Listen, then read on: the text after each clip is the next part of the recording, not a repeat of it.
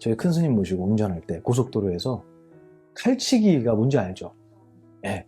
이렇게 차가 깜빡이 놓고 쓱 들어오는 게 아니고 이렇게 횡이동을 하는 친구들이 있어요. 쓱 들어와요. 깜빡이도 안 놓고. 그럼 깜짝 놀라서 브레이크 발이 올라가잖아요. 그럼 저도 모르게 이제 안 좋은 말이 나오는 거죠. 또 그럴 때가 있으세요? 그럼요. 왜냐면 어른을 모시니까 더 긴장하고 있잖아요. 저도 모르게 아이치 그러잖아요. 그러면 뒤에서 선생님께서 그러셨어요. 야, 똥말이 온가 보지. 그 얘기를 듣는데 맞네. 그렇게 생각해도 되잖아요. 실제로 그럴 수도 있어요. 정말 너무 급해서 미친 듯이 추월해서 휴게소로 들어가는 사람일 수도 있잖아요. 근데 그 사람을 꼭 혼내야 되겠냐. 내 마음에서 저런 괘씸한 놈, 저런 나쁜 놈, 운전면허를 정말 고스톱을 쳐갖고 땄냐고 맨날 운전하면서 그런 식으로 저는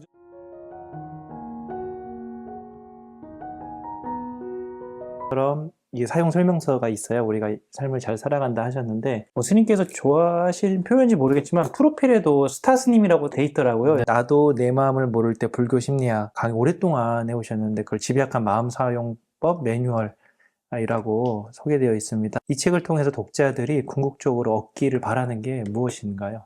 저는 그 스타라는 그 말이 너무 싫어요. 되게 친한 분인데 스님 물 들어올 때도 줘야지 이렇게 얘기하는데 진짜 귀를 씻고 싶었어요. 너무 수치스러워하고 그 말이 얼마나 수치스럽게 들리는지 얘 그래요저라는 말이 안 나오는 거예요. 차마 그럴 수 있잖아요. 예, 그럼요. 아유 감사합니다 해도 되는데 차마 그 얘기가 안 나오고 너무 부끄러운 거예요. 근데 그분이 나쁘다는 얘기가 아니라 그분 농담으로 또 저를 워낙 좋아하고 사랑하셔서 스님 더 열심히 해야지 라는 의미로 전 들었지만 그 말 자체가 저는 막 두드러기가 날 만큼 싫어요. 왜냐하면 제가 강의 끝에 이런 말씀 자주 드려요. 부처님께서 그러셨거든요.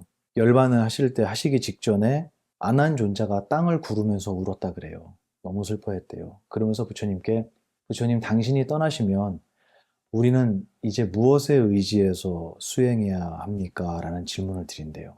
저 그 마음 알아요. 무엇에 의지해서 수행해야겠습니까? 라고 여쭈었을 때 뭐라고 대답하시냐면 아무 곳에도 의지하지 말아라. 왜냐하면 너가 무언가에 의지했다면 너가 의지한 그것이 무너질 때 너도 함께 무너지기 때문이다 라고 얘기했대요. 내가 돈에 의지했으면 돈 없으면 난 무너져요. 내가 외모에 의지했다면 나이가 들어 늙게 되면 나는 무너지는 거예요. 아무 곳에도 의지하지 마라 그랬단 말이에요. 저는 저를 정말 사랑해 주시고 아껴 주시고 응원해 주시는 많은 분들이 계셔서 진심으로 감사하지만 저는 보만이라는 이름을 알리고 싶은 생각은 1도 없고요. 앞으로도 그러고 싶어요. 내 이름은 몰라도 좋으니까 내가 전하고 싶었던 내가 여러분께 드리고 싶었던 이 가르침만큼은 꼭 기억해 줬으면 좋겠다고 제가 얘기해요. 이 표지에서 가장 작은 폰트가 저자예요. 제일 작아요, 저자가. 잘 안 보이네요. 잘 안 보이죠. 요청은 안 했어요. 근데 저는 그거를 보고 아, 내 마음을 안다라고 생각했어요. 저는 제 이름이 알려지길 바라진 않습니다. 이 책이 뭐 얼마나 많은 분들 손에 들어갈지를 계산하고 쓴 건 아니고요. 그리고 나는 이 책을 쓰고 이 책 다음에는 뭘 하고 이 강연을 나가고 이 강연을 기반으로 나는 어디를 가고 저는 그런 생각을 못 해요. 단순해 가고요. 그냥 저는 지금을 살 뿐이에요. 지금은 우리 팀장님하고 인터뷰하는 시간이잖아요. 그냥 이게 제 인생의 마지막 일이에요. 우린 1초 뒤도 살 수 없잖아요. 그냥 그런 기분으로 살아왔고 살고 싶어요, 앞으로도. 그래서 이 책이 어떤 영향을 세상에 펼쳤으면 좋겠다? 사실 그런 것도 없어요, 저는. 되게 이상한 얘기일지 몰라도 그걸 꼭 뭐하러 썼어? 이렇게 얘기할 수도 있지만 저는 그냥 이 책을 읽고 사람들이 스스로가 얼마나 위대한 존재였고 내 정신이라는 것이 망가질 수 있는 것이 아니구나 라는 것을 그냥 알았으면 좋겠어요. 그러면 이거는 보만이라는 이름을 알게 된 게 아니잖아요. 내 자신을 알게 된 거고 내가 잘못된 게 아니라는 걸 느끼고 많은 사람들이 위로받고 날개를 달았으면 좋겠어요. 그래서 이 책 사인회 제가 할 때 뭐 시간이 없어서 못 해드린 분도 있지만 제가 그 말을 많이 썼어요. 수타니파타라는 경전에 등장하는 말인데 그 중에 저는 그물에 걸리지 않는 바람처럼 이라는 말을 정말 좋아해요. 바람은 그물이 없어서 안 걸리는 게 아니잖아요. 맞죠? 근데 우리는 그물이 없어도 걸려 넘어져요. 아무것도 없는데도 혼자 걸려 넘어져요. 근데 바람은 그물이 아무리 많아도 걸리지 않잖아요. 제가 감히 욕심을 낸다면 이 책뿐만이 아니라 이 책을 다리로 불교의 이 깊은 이야기에 관심을 좀 가지시고 2600년 전에 한 스승이 저희에게 전해주신 남겨주신 이 금구 성언을 많은 분들이 좀 배우시고 내 스스로의 위대함과 완벽함을 좀 찾아가시고 그래서 결국은 그 무엇에도 걸리지 않는 진지하지 않는 날개를 다는 이런 여러분이 되셨으면 좋겠다라는 그냥 바람이 있을 뿐입니다. 그거 말고 이 책이 더 무슨 역할을 하겠습니까? 뭐 엄청난 무슨 명작도 아니고요. 이게 사인해달라고 얘기할 때도 참 부끄러워요. 이거는 제 이야기가 아니거든요. 부처님의 가르침이지. 부처님의 말씀을 전하면서 내가 내 이름으로 사인을 한다? 이것도 참 저한테는 어려운 일이에요. 그래서 저는 제 이름은 몰라도 되니까 가끔 이렇게 복만 스님이다, 뭐 도만 스님, 저 고만 스님도 있었어요. 택배가 고만 스님으로. 그래도 괜찮다. 가르침만 좀 마음에 받아지고 자유로워지셨으면 좋겠다. 그냥 그런 생각입니다. 진지함이 안 느껴지네요. 전혀 안 느끼시죠? 대충 썼거든요, 제가. 제 기준에서는 완성도가 있는 선생님이 겸손하게 감사합니다. 말씀하신 것 같은데 책 잘 만드신 것 같아요. 아유, 감사합니다. 또 있는 것 같고 또 재밌어요. 선생님 네. 스님의 그 에피소드 이렇게 섞여서 네. 그 수영 얘기도 있고 다른 얘기도 재밌어서 그게라는 생각이 들고요. 화가 분노가 우리 마음을 요동치게 하는 가장 독한 감정인데 선생님께서는 화는 사라진다, 반드시 사라진다. 화가 치밀어 오를 때 화의 정체를 명확히 보고 압도당하지 않고 벗어나는 노하우를 좀 알 수 있을까요? 제가 화가 많았기 때문에 지금도 굉장히 많고요. 저는 되게 좋아하는 말씀이 있었어요. 저희 어른 스님들이 해주신 말씀인데 보만 스님, 불의를 보면 어떻게 해야 돼? 어떻게 해야 돼요? 꾹 참아야 돼. 이렇게 말씀하시잖아요. 그 말에 벌써 진지함이 없잖아요. 전 그런 말을 너무너무 사랑해요. 정말 참으란 얘기가 아니고 불의를 보면 절대 참지 말아야 돼. 그렇게 얘기해도 꼭 참아야 돼 라고 얘기해도 불의를 보면 못 참아요. 그죠? 세상은 그렇게 흘러가는 게 아니거든요. 하지만 저는 그 얘기를 전해주실 때도 그때마저도 꼭 참아야지. 나가도 되나 모르겠네. 마트 같은데 차 댈 때 저기 보만 스님 저기 저 장애인 칸 비어있네. 스님 저 장애인 칸 세워도 돼요? 다 마음의 장애인들이야 우리는. 그런데 거기 세우지 않아요. 하지만 유쾌하잖아요. 저는 이거를 저희 스님들한테 제일 많이 배웠었어요. 제가 운전하면서 저희 큰 스님 모시고 운전할 때 고속도로에서 칼치기가 뭔지 알죠? 네. 이렇게 차가 깜빡이 놓고 쓱 들어오는 게 아니고 이렇게 횡이동을 하는 친구들이 있어요. 쑥 들어와요. 깜빡이도 안 넣고. 그럼 깜짝 놀라서 브레이크 발이 올라가잖아요. 그럼 저도 모르게 이제 안 좋은 말이 나오는 거죠. 또 그럴 때가 있으세요? 그럼요. 왜냐면 어른을 모시니까 더 긴장하고 있잖아요. 저도 모르게 아이치 그러잖아요. 그러면 뒤에서 선생님께서 그러셨어요. 야, 똥말이 온가 보지. 그 얘기를 듣는데 맞네. 그렇게 생각해도 되잖아요. 실제로 그럴 수도 있어요. 정말 너무 급해서 미친 듯이 추월해서 휴게소로 들어가는 사람일 수도 있잖아요. 그 사람을 꼭 혼내야 되겠냐. 내 마음에서. 저런 괘씸한 놈, 저런 나쁜 놈, 운전면허를 정말 고스톱을 쳐갖고 땄냐고 맨날 운전하면서 그러시거든요. 전 운전면허를 고스톱을 쳐서 땄냐고. 그렇게 굳이 그 사람을 혼내야 될 필요가 있겠느냐. 용서해도 되잖아요. 아무도 몰라요, 내가 용서하는지. 하지만 나는 안 힘드니까. 그러면 저는 이 화라는 감정을 조절할 때 그 화를 저는 유머러스하게 얼마든지 할 수 있을 거라고 생각해요. 특히 대한민국 사람들이 화라는 것의 전문가들인 것 같아요. 그게 왜 그럴까를 생각해 봤어요. 저희 어른께서는 이런 표현도 하셨어요.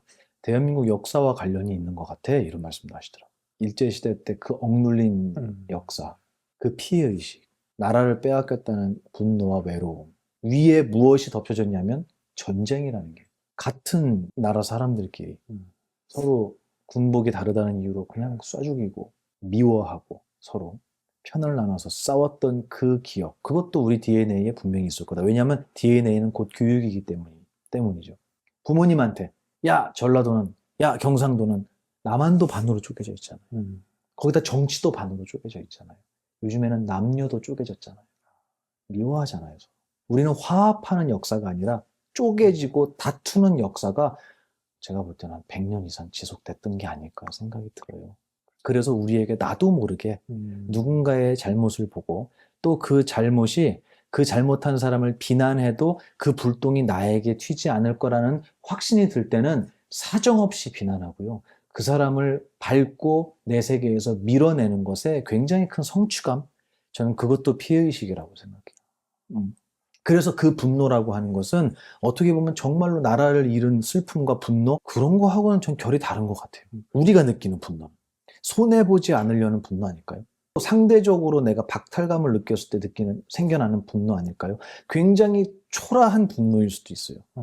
저는 분노를 내지 마라, 화를 내지 마라가 아니라 큰 화를 낼 거면.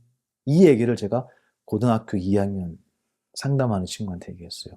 엄마가 너무 밉대요. 화가 난대요. 화를 낼 거면 크게 내야 돼.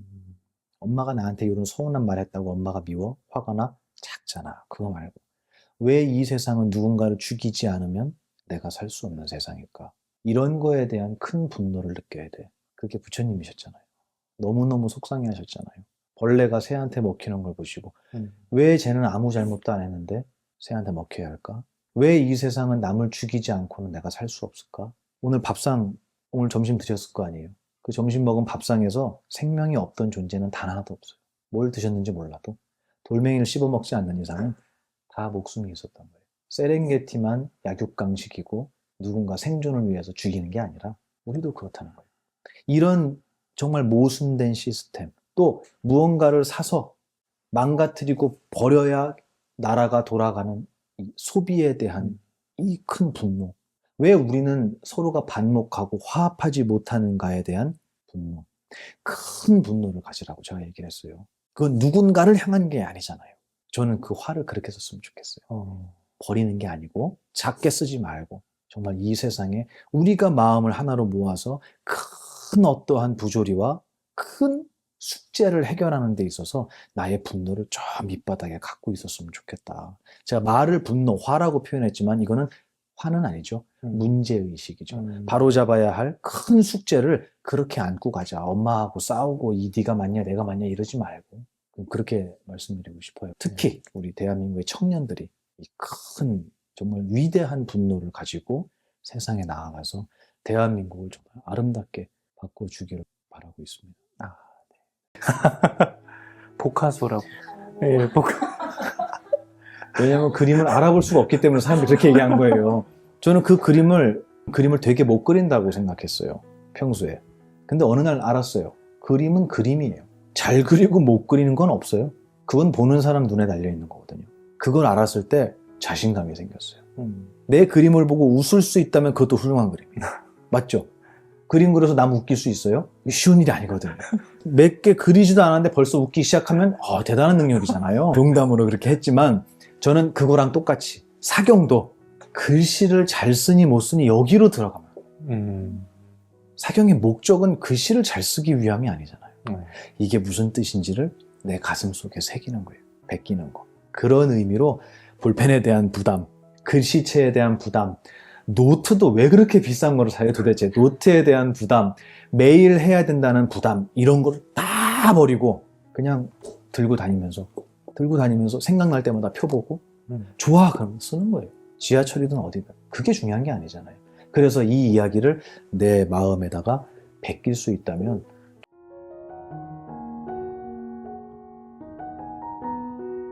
불교 심리학의 가장 큰 메커니즘이에요. 세상을 바라보는 견해는 기억에 의해서 만들어진다. 힘든 기억이 많으면 아무리 좋게 보려고 해도 그게 좋게 보이지가 않아요. 그 친구는 짝대기를 자기를 때리려고 드는 게 아니라고 알았을 수도 있어요. 저는 한 번도 때린 적이 없고 맛있는 것만 줬으니까. 하지만 조건 반사 같은 거예요. 기억의 힘은 그렇게 강력하거든요. 옛날에 저런 거에 얻어맞았던 기억이, 아픈 기억이 많으면 나도 모르게 그것을 볼 때 두려움이라는 견해로 볼 수밖에 없는 거예요. 이 세상을 살아가면서 우리 팀장님을 좋은 사람이라고 봐야지. 그럼 보여요, 안 보여요? 보여요? 보입니다. 고맙습니다. 굉장히 두려워하면서 대답하는데 그거는 좋은 기억이 많이 들어가면 나쁘게 뭐라고 얘기해도 누군가가 험담을 해도 야, 그 사람 그런 사람 아니야 라고 얘기하는 거예요. 그죠? 나에게 힘든 기억을 많이 준 분이 팀장님이었다면 아무리 제가 팀장님 칭찬을 해도 부설님한테는 그렇게 안 들릴 거예요. 아이고 몰라서 하는 소리네. 너도 당해봐라 이런다. 맞죠? 그러면 우리의 견해는 기억의 지배를 받는 거예요. 내가 저 사람이 힘들고 이 회사가 힘들고 이 일이 버겁고 내가 힘들어하는 어떤 것들은 나의 견해잖아요. 난 저거 힘들다고 생각해. 나에겐 이게 힘들게 느껴져. 라고 하는 거는 내 견해인데, 견해는 무엇 때문에 만들어진다 그랬죠? 그렇죠. 기억 때문에 만들어지는 거예요. 그러니까 이거는 내가 잘못되거나 회사가 잘못되거나 한 게 아니라 자연스러운 일이에요, 이거. 요즘은 그 자제분들이 집안에 하나 아니면 둘이잖아요.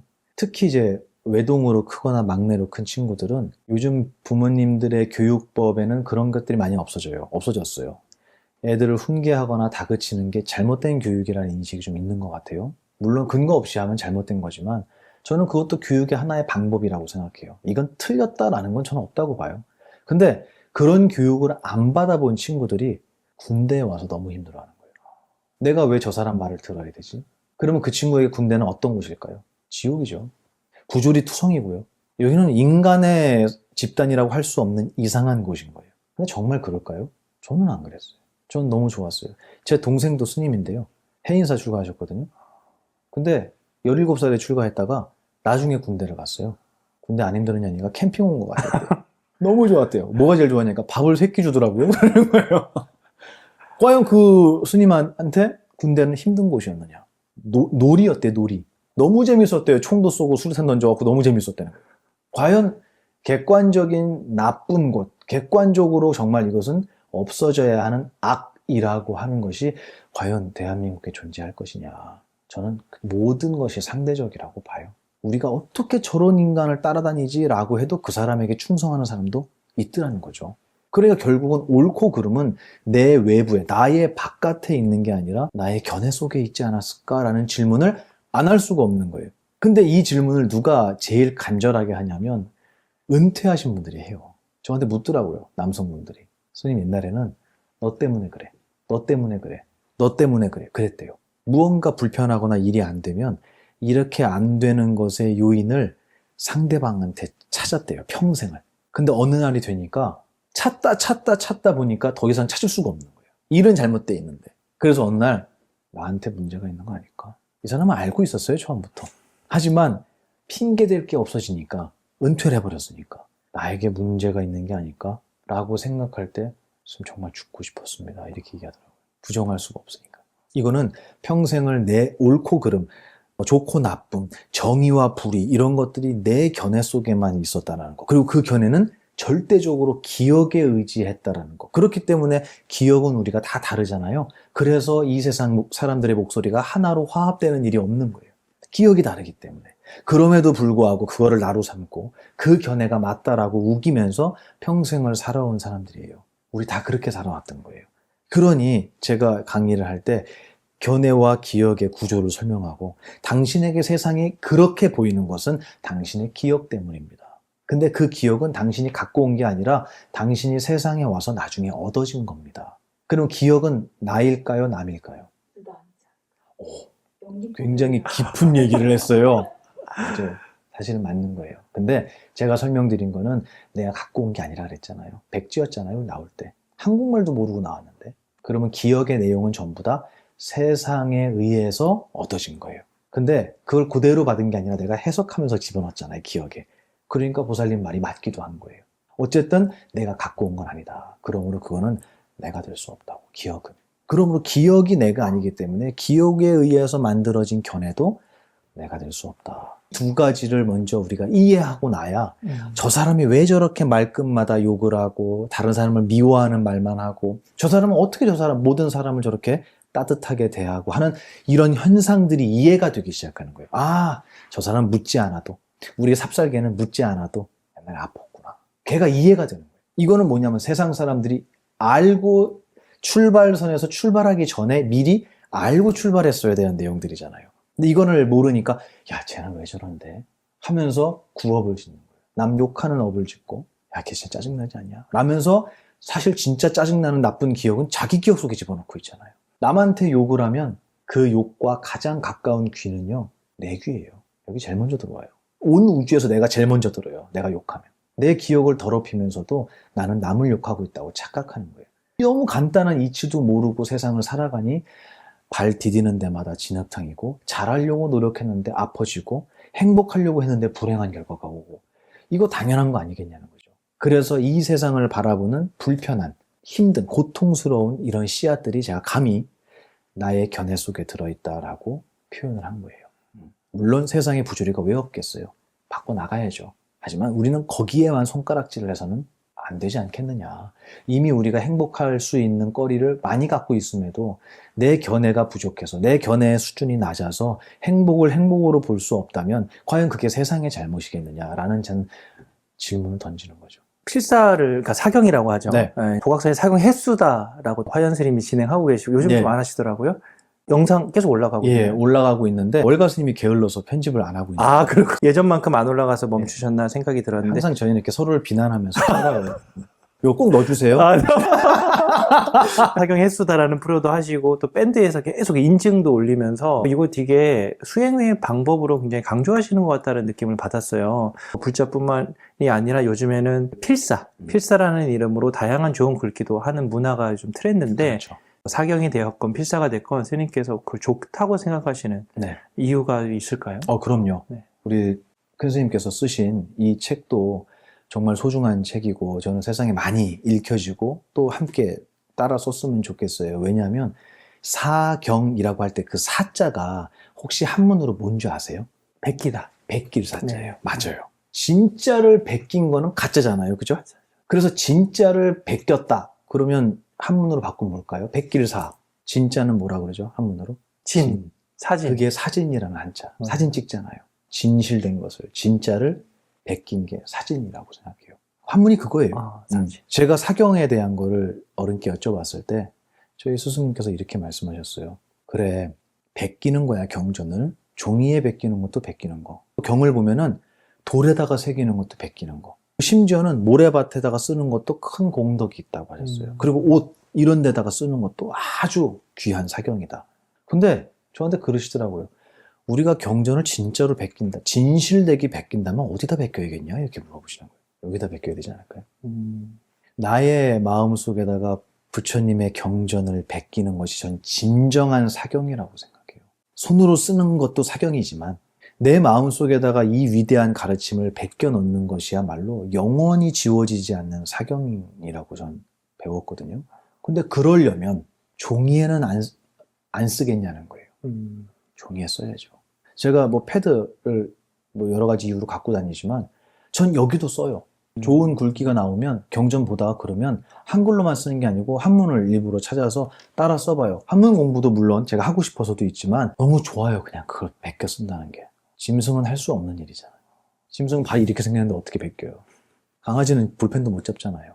이렇게 위대한 능력을 갖고 있으면서 그 능력을 아름다운 것을 베끼는 데 사용한다? 저는 이것만큼 위대한 수행이 있을까 해요. 우리 큰 스님께서도, 원명 큰 스님께서도 말씀하셨지만 이 사경이라고 하는 것은 그것을 올바로 이해하는 데 큰 도움이 된다고 하셨잖아요.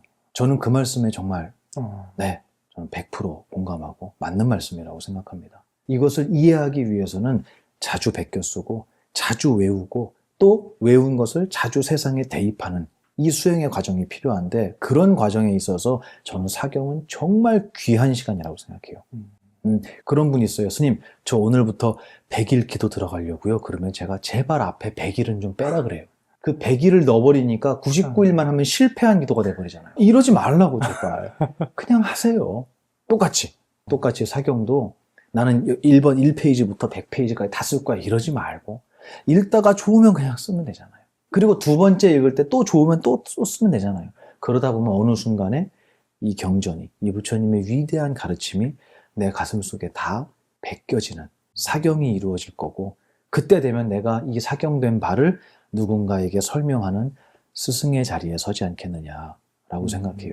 그래서 이 쓰는 시간 자체 있죠. 이 물리적인 시간도 굉장히 중요한 수행이고요. 그리고 그 수행을 함에 있어서 이게 무슨 뜻인지 궁금해하고 연구하고 공부하게 되는 이것도 큰 저는 공덕이라고 생각해요. 내 스스로에게 있어서.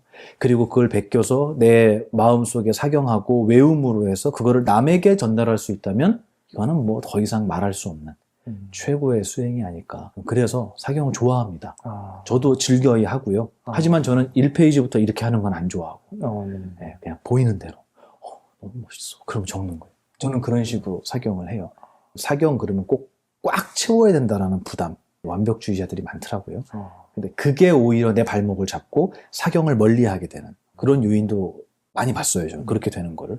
그러지 말고 볼펜도 착용한다고 볼펜도 엄청 비싼 걸로 사요. 또 쓰지도 않을 거면서.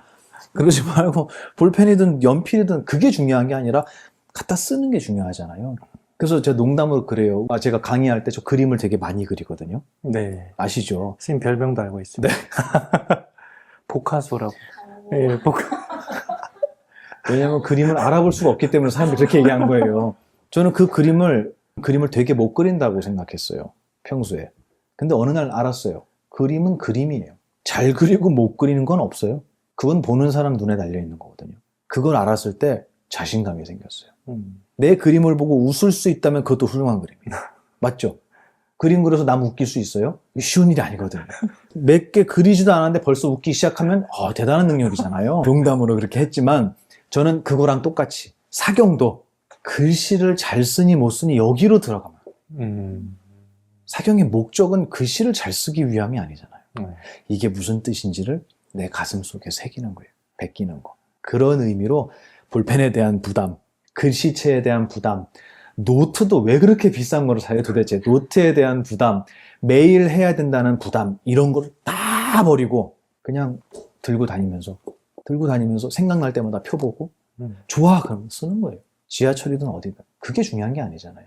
그래서 이 이야기를 내 마음에다가 베낄 수 있다면 정말 위대한 수행자의 수행이다. 최고의 수행이다. 저도 그렇게 말씀드립니다. 감사합니다. 제가 좋아해서 그런 것 같아요. 사경을. 욕심을 조금 부려드립니다. 근데 문제는 뭐냐면 그 욕심을 부려서 이룰 수 있으면 제가 그럼요 라고 할 거예요. 근데 이룰 수가 없어요. 이제 그걸 배우는 거예요. 이 욕심이라는 능력을 쓰기 전에 내가 만약에 욕심 부려서 이 컵을 갖고 싶었어요. 좀 전에도 그 얘기했어요. 명품백 얘기하고 왔어요. 명품백은 몇 가지 종류로 되어 있는 줄 아세요? 너무 많죠. 너무 많아요? 6가지로 되어 있어요. 들으면은 맞네 하실걸요? 왜냐면 이건 진리이기 때문이에요. 누구에게 맞고 누구에겐 틀린 게 아니라. 왜냐면 명품백은 첫 번째는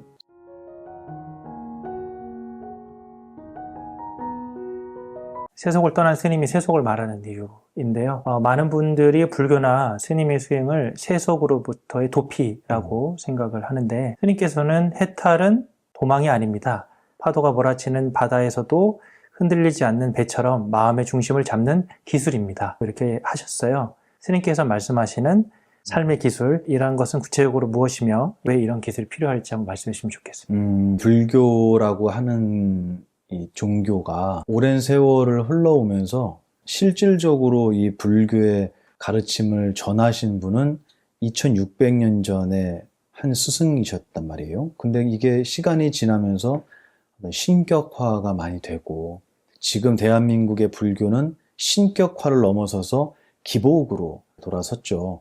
어떻게 보면은 저는 좋고 나쁨을 떠나서 시작이 있으면 끝이 있듯이 이 기복 불교는 제가 뭐라고 하지 않아도 이제는 거의 그 끝을 보고 있는 것 같아요. 근데 기복 불교만 그런 게 아니라 기복의 성격을 담은 모든 종교는 다 전 세계적으로 같은 동향을 보이고 있다.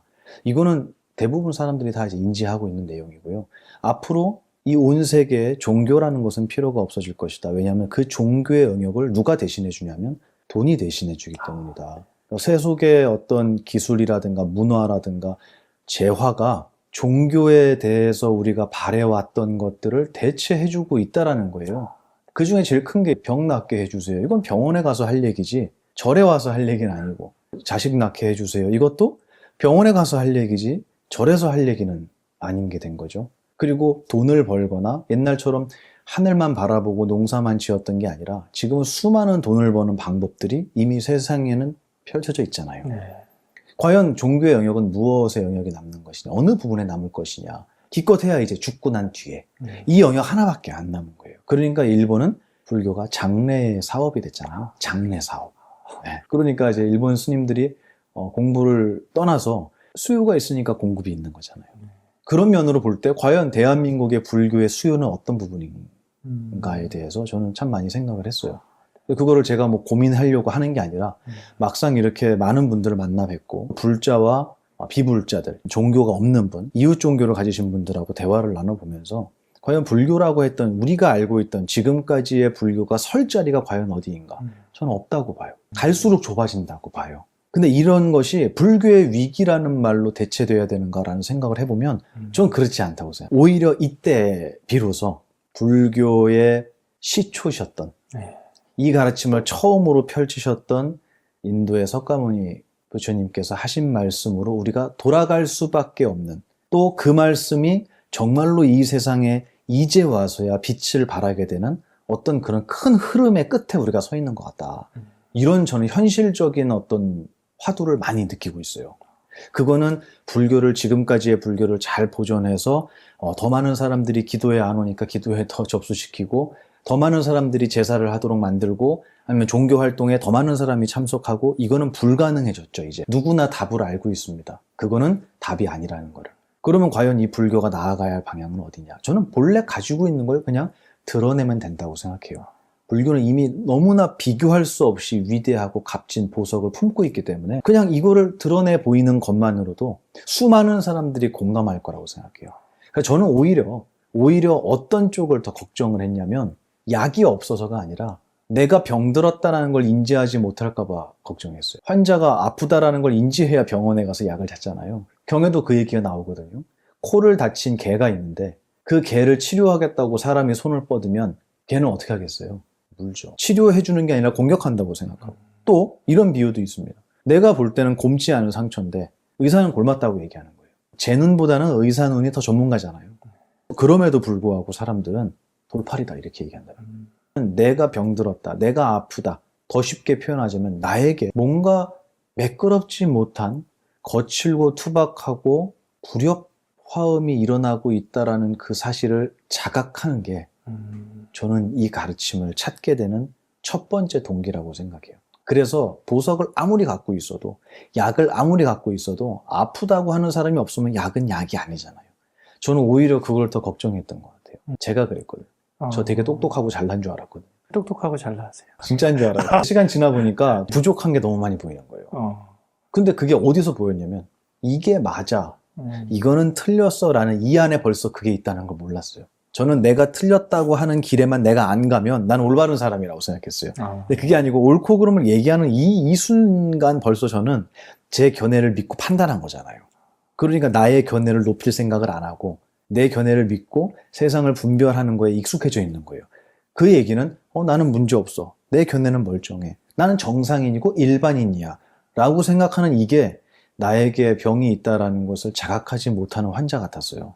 그래서 내가 만약에 올바른 스승님을 만나 뵙고 어른들을 만나 뵈어서 때로는 꾸중도 듣고 깨지기도 했지만, 그 과정이 나 완벽하지 않구나, 나 아직 멀었구나 라는 거를 느끼게 해주는 시간이었다면 저는 그게 어떻게 보면 이 가르침을 배우는 것보다 앞서야 된다고 생각해요. 그래서 제가 그 과정을 겪으면서 느꼈던 게 뭐냐면, 불교라고 하는 가르침은 넌 잘못 살아왔으니까 앞으로 이렇게 해, 너의 마음속에 일어나는 욕심은 잘못된 거니까 욕심을 버려, 저 그런 건 줄 알았어요. 근데 불경을 공부하면 우리의 스승인 부처님께서는 그렇게 말씀하신 게 아니에요.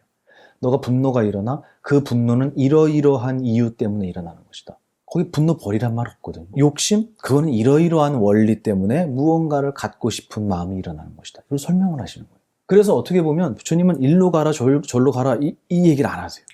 여기로 가면 이런 게 나올 거고 여기로 가면 이런 게 나올 거다. 끝. 그럼 과연 이거를 무슨 글이라고 설명을 해야겠느냐. 그래서 제가 표현한 게 설명서다. 사용 설명서다. 사용 설명서는 이렇게 쓰세요, 이렇게 쓰면 고장나요, 이거잖아요. 우리를 평가하지 않거든요. 저는 그 가르침이 이 불교의 가르침이라고 생각했어요. 놀랍게도 제가 많은 사람들을 이렇게 뵙고 대화를 해보고 그분의 이야기를 들어보면 그분들에게 가장 필요한 것은 불교의 교리도 필요하겠지만 더 시급한 거는 괜찮아 라는 말이었어요. 괜찮아. 근데 문제는 그대로 살아가 아니에요. 괜찮으니까 그대로 사세요가 아니에요. 그거는 되게 무책임한 말이에요. 왜냐면 죽겠다는데 힘들어서. 그게 뭐냐면 지금까지 잘못해와도 괜찮아. 저는 그 말을 제일 먼저 해줘요. 그래서 조금 전에도 저 강의하고 왔거든요. 네. 방금 전에 한 20분 전까지 하고 온 거예요. 근데 거기에도 모인 사람들이 이제 전 질문을 많이 받는데 거기서 자식이 엄마한테 입을 안 연대요. 그리고 수능을 봐야 되는데 봤잖아요, 이번에. 봐야 되는데 맨날 게임하고 만화책 보고 있대요. 너는 도대체 무슨 생각을 하고 있냐라고 하면은 몰라 이렇게 하고 입을 다문다는 거예요. 근데 그 친구한테 제가 해주라고 했던 얘기가 뭐였냐면 믿어줘야 돼요.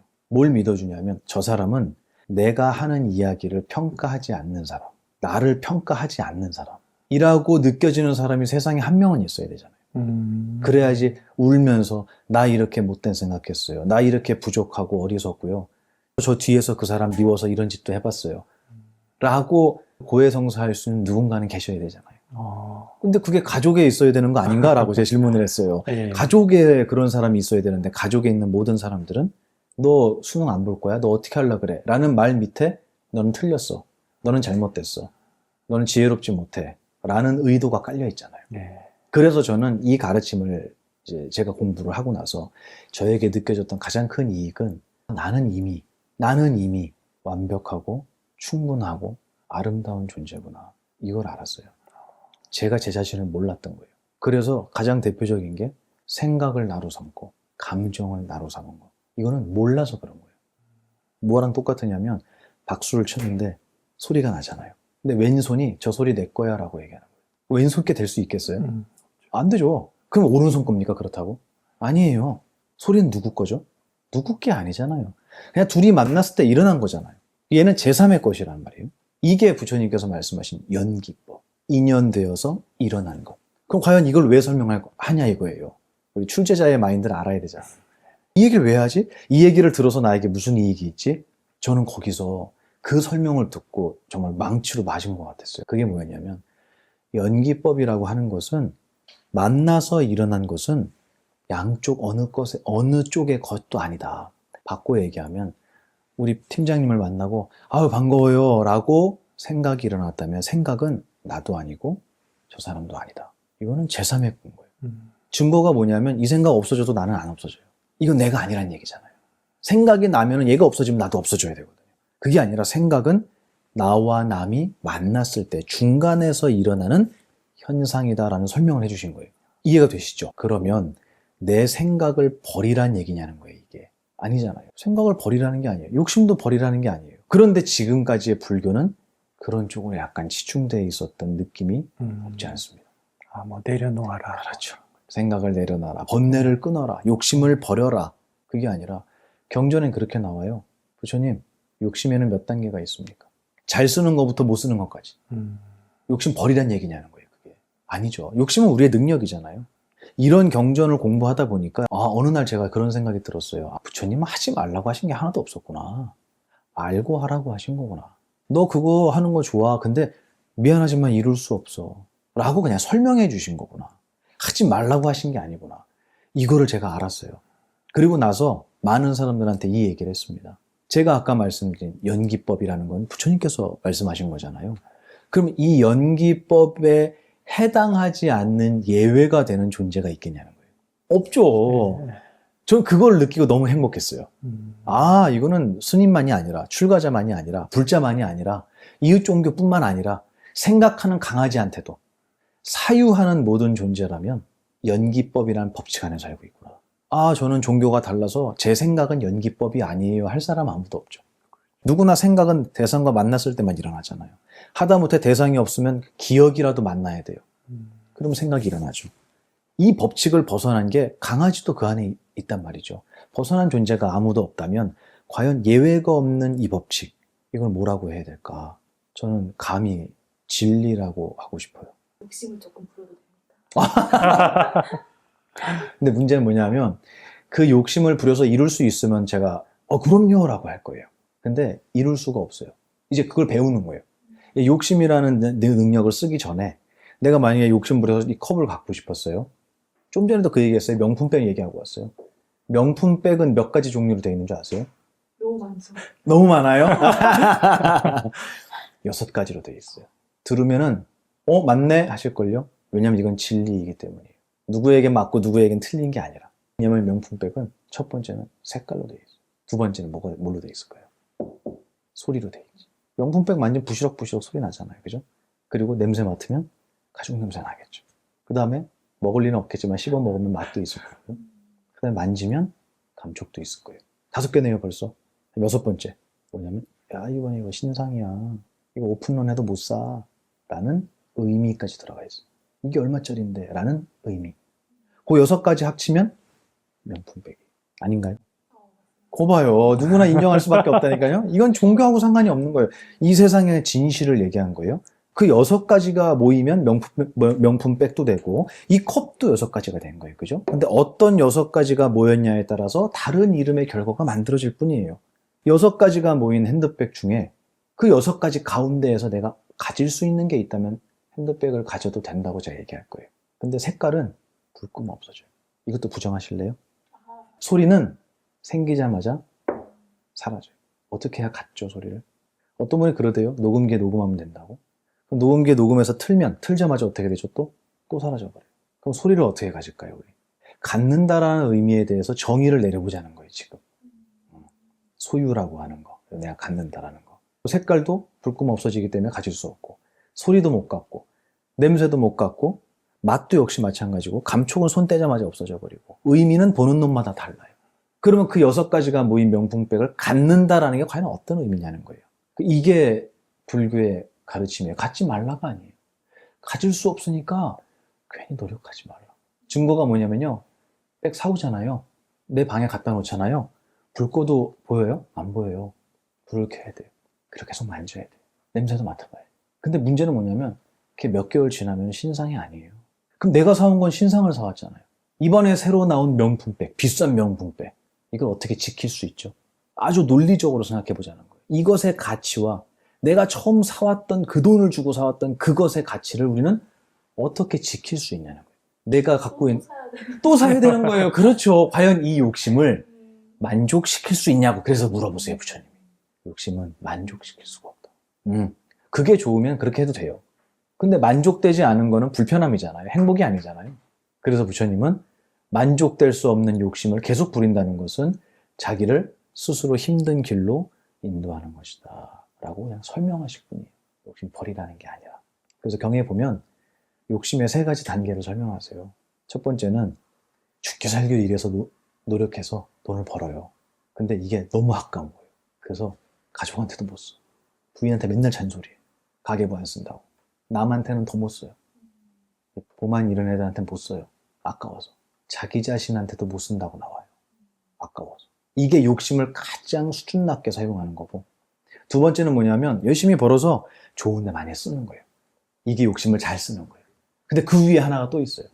그게 뭐냐면 이 세상에 누구에게나 닥쳐져 있는 생로병사로부터의 해탈과 내 모든 번뇌로부터의 초월을 위해서 출가에 대한 욕심을 내는 거예요. 이게 욕심을 가장 잘 사용하는 거라고 했어요. 그럼 출가하려면 뭐가 있어야 되는 거예요? 욕심이 있어야 되는 거예요. 욕심 나쁜 건가요? 근데 그거를 이룰 수 없는데 쓰기 때문에 스승께서는 말씀하시는 거예요. 야, 그건 너 백날 핸드백 1000개 사봤자 너 만족할 수 없어. 너 기뻐지지 않아. 행복하지 않아. 설명을 해주실 뿐이에요. 욕심이란 능력은 죄가 없죠.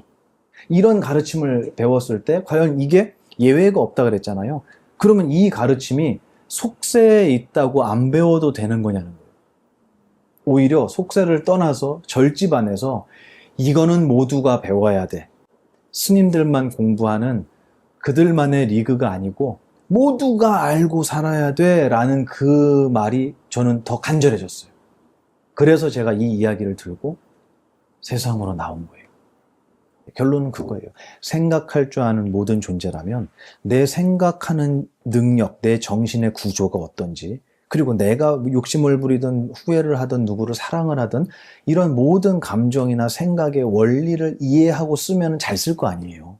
근데 모르고 쓰면 함부로 쓰잖아요. 아까 말씀하신 것처럼 모르고 욕심을 쓰면 가질 수 있을 거라고 착각하고 노력만 하는 거예요.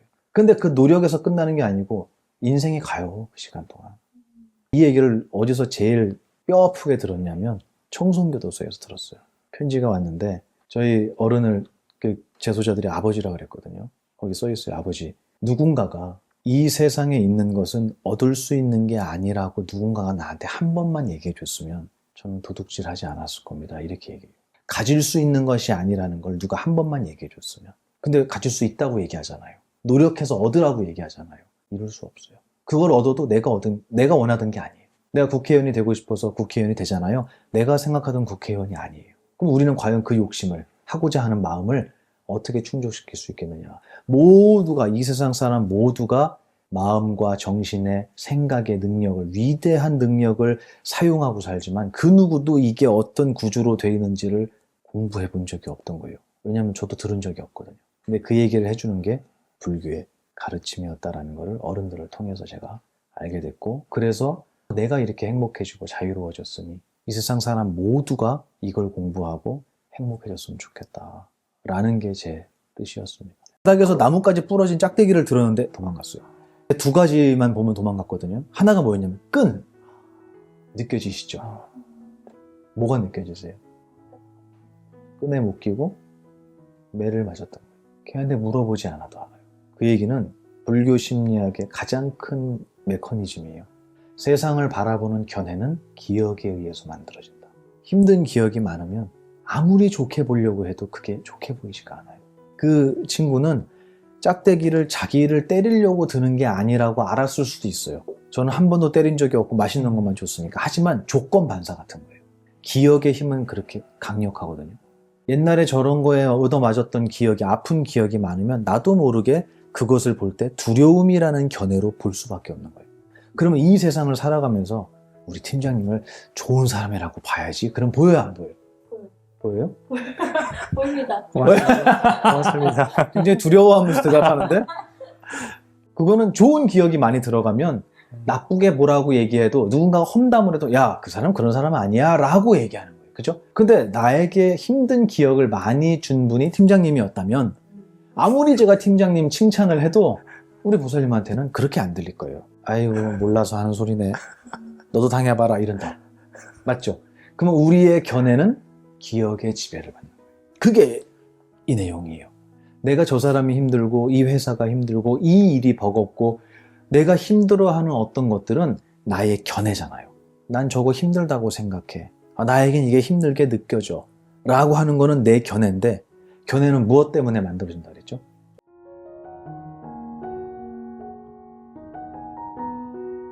그 6가지가 모인 명품백을 갖는다라는 게 과연 어떤 의미냐는 거예요. 이게 불교의 가르침이에요. 갖지 말라가 아니에요. 가질 수 없으니까 괜히 노력하지 말라. 증거가 뭐냐면요. 백 사오잖아요. 내 방에 갖다 놓잖아요. 불 꺼도 보여요? 안 보여요. 불을 켜야 돼요. 그렇게 계속 만져야 돼요. 냄새도 맡아봐야 돼요. 근데 문제는 뭐냐면 그게 몇 개월 지나면 신상이 아니에요. 그럼 내가 사온 건 신상을 사왔잖아요. 이번에 새로 나온 명품백, 비싼 명품백, 이걸 어떻게 지킬 수 있죠? 아주 논리적으로 생각해 보자는 거예요. 이것의 가치와 내가 처음 사왔던, 그 돈을 주고 사왔던 그것의 가치를 우리는 어떻게 지킬 수 있냐는 거예요. 사야 돼. 또 사야 되는 거예요. 그렇죠. 과연 이 욕심을 만족시킬 수 있냐고. 그래서 물어보세요, 부처님이. 욕심은 만족시킬 수가 없다. 그게 좋으면 그렇게 해도 돼요. 근데 만족되지 않은 거는 불편함이잖아요. 행복이 아니잖아요. 그래서 부처님은 만족될 수 없는 욕심을 계속 부린다는 것은 자기를 스스로 힘든 길로 인도하는 것이다 라고 그냥 설명하실 뿐이에요. 욕심 버리라는 게 아니라. 그래서 경에 보면 욕심의 3가지 단계를 설명하세요. 첫 번째는 죽게 살기 위해서 노력해서 돈을 벌어요. 근데 이게 너무 아까운 거예요. 그래서 가족한테도 못 써. 부인한테 맨날 잔소리해. 남한테는 더 못 써요. 아까워서. 그리고 자기 자신한테도 못 쓴다고 나와요. 아까워서. 이게 욕심을 가장 수준 낮게 사용하는 거고, 두 번째는 뭐냐면 열심히 벌어서 좋은 데 많이 쓰는 거예요. 이게 욕심을 잘 쓰는 거예요. 근데 그 위에 하나가 또 있어요. 그게 뭐냐면 이 세상에 누구에게나 닥쳐져 있는 생로병사로부터의 해탈과 내 모든 번뇌로부터의 초월을 위해서 출가에 대한 욕심을 내는 거예요. 이게 욕심을 가장 잘 사용하는 거라고 했어요. 그럼 출가하려면 뭐가 있어야 되는 거예요? 욕심이 있어야 되는 거예요. 욕심 나쁜 건가요? 근데 그거를 이룰 수 없는데 쓰기 때문에 스승께서는 말씀하시는 거예요. 야, 그건 너 백날 핸드백 1000개 사봤자 너 만족할 수 없어. 너 기뻐지지 않아. 행복하지 않아. 설명을 해주실 뿐이에요. 욕심이란 능력은 죄가 없죠. 이런 가르침을 배웠을 때 과연 이게 예외가 없다 그랬잖아요. 그러면 이 가르침이 속세에 있다고 안 배워도 되는 거냐는 거예요. 오히려 속세를 떠나서 절집안에서 이거는 모두가 배워야 돼. 스님들만 공부하는 그들만의 리그가 아니고 모두가 알고 살아야 돼 라는 그 말이 저는 더 간절해졌어요. 제가 이 이야기를 들고 세상으로 나온 거예요. 결론은 그거예요. 생각할 줄 아는 모든 존재라면 내 생각하는 능력, 내 정신의 구조가 어떤지, 그리고 내가 욕심을 부리든 후회를 하든 누구를 사랑을 하든 이런 모든 감정이나 생각의 원리를 이해하고 쓰면 잘 쓸 거 아니에요. 모르고 쓰면 함부로 쓰잖아요. 아까 말씀하신 것처럼 모르고 욕심을 쓰면 가질 수 있을 거라고 착각하고 노력만 하는 거예요. 근데 그 노력에서 끝나는 게 아니고 인생이 가요, 그 시간 동안. 제가 이 얘기를 어디서 제일 뼈 아프게 들었냐면 청송교도소에서 들었어요. 편지가 왔는데 저희 어른을 그 재소자들이 아버지라 그랬거든요. 거기 써 있어요. 아버지. 누군가가 이 세상에 있는 것은 얻을 수 있는 게 아니라고 누군가가 나한테 한 번만 얘기해 줬으면 저는 도둑질 하지 않았을 겁니다. 이렇게 얘기해요. 가질 수 있는 것이 아니라는 걸 누가 한 번만 얘기해 줬으면. 근데 가질 수 있다고 얘기하잖아요. 노력해서 얻으라고 얘기하잖아요. 이룰 수 없어요. 그걸 얻어도 내가 원하던 게 아니에요. 내가 국회의원이 되고 싶어서 국회의원이 되잖아요. 내가 생각하던 국회의원이 아니에요. 그럼 우리는 과연 그 욕심을, 하고자 하는 마음을 어떻게 충족시킬 수 있겠느냐. 모두가, 이 세상 사람 모두가 마음과 정신의 생각의 능력을, 위대한 능력을 사용하고 살지만 그 누구도 이게 어떤 구조로 되어 있는지를 공부해 본 적이 없던 거예요. 왜냐하면 저도 들은 적이 없거든요. 근데 그 얘기를 해주는 게 이 불교의 가르침이었다라는 것을 어른들을 통해서 제가 알게 됐고, 그래서 내가 이렇게 행복해지고 자유로워졌으니 이 세상 사람 모두가 이걸 공부하고 행복해졌으면 좋겠다 라는 게 제 뜻이었습니다. 욕심의 3단계가 있는데 가장 높은 것은 생로병사 해탈을 위해서 출가하는 것이다라고 했는데 다 출가할 수는 없잖아요. 그렇죠. 그리고 스님께서도 많은 말씀을 하시는데 듣는 대다수의 사람들이 제가자라고 해야 될까요? 일반인이잖아요. 네. 이들이 가질 수 있는 최상의 욕심은 뭘까요? 지금 팀장님 말씀하신 것처럼 스님 모두가 출가할 수는 없지 않습니까? 라는 얘기를 해요. 근데 제가 만약에 의사예요. 외과 의사예요. 성형외과 의사예요. 돈을 엄청 많이 벌어요. 그래서 제가 만나는 사람마다 요즘에는 성형외과로 와야 돼요. 의사해요, 의사. 진짜 좋아요. 망하지 않는 직업이에요. 이 사람한테도 의사해요. 의사해요. 그럼 그 사람들이 모두가 의사가 될 수는 없지 않나요? 라고 얘기할까요? 내가 도와줄게요. 아유, 감사합니다. 그러지 않을까요? 근데 왜 출가에 대한 거는 아유, 감사합니다. 안 할까요? 이게 뭐냐면 제가 앞으로 건방지겠지만 바꾸고 싶은 부분이에요. 출가자라고 하는 이름, 스님이라고 하는 이 이름의 무게와 색깔이 좀 바뀌었으면 좋겠어요. 아이돌이 네. 아이돌 그 연습생 있잖아요. 걔네들이 평균 7년이래요. 합숙하는 시간이. 그리고 돈도 뭐 말할 수 없이 들어가죠. 근데 걔네가 보통 17살, 18살에 데뷔하거든요. 그럼 몇 살 때부터 들어가는 거예요? 7년이면. 평균이 7년이에요. 더 길 수도 있어요. 그러면 10살, 11살에 들어가는 거예요. 그러면 초등학교 때 걔네 합숙해요. 그 시간 동안에 데뷔해갖고 정말 성공하는 아이들은 몇 프로냐? 1%도 안 돼요. 근데 걔네들은 구름대처럼 보여요. 광주의 그 김대중 컨벤션 센터라고 엄청나게 큰 컨벤션 센터였는데 거기에 강연이 있어서 갔는데 젊은 20대들이 바글바글한 거예요. 수만 명. 스님 강연 보려고요? 난 그런 줄 알았어요. 근데 알고 보니까 SM 오디션이 있는 날인 거예요. 제가 그걸 보면서 얘네는 뭘 위해 왔을까? 왜 왔을까? 1000명 중에 한 명도 뽑히기 힘든데 수만 명이에요, 진짜. 그때 제가 그 생각을 했어요. 뭘 왜 와? 멋있으니까 왔지. 맞잖아요, 그죠? 네. 그게 정답이라고 봐요. 걔네 눈에 멋있어 보이는 거, 아이돌이, 연예인이. 그러면 스님들이 왜 줄까요? 그렇게까지 멋있어 보이지 멋이 없는 거예요.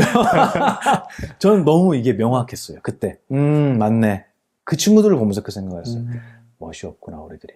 저희 스님들이, 스님이라는 출가자라는 이 옷 되게 무거운 옷이잖아요. 잘 아시잖아요.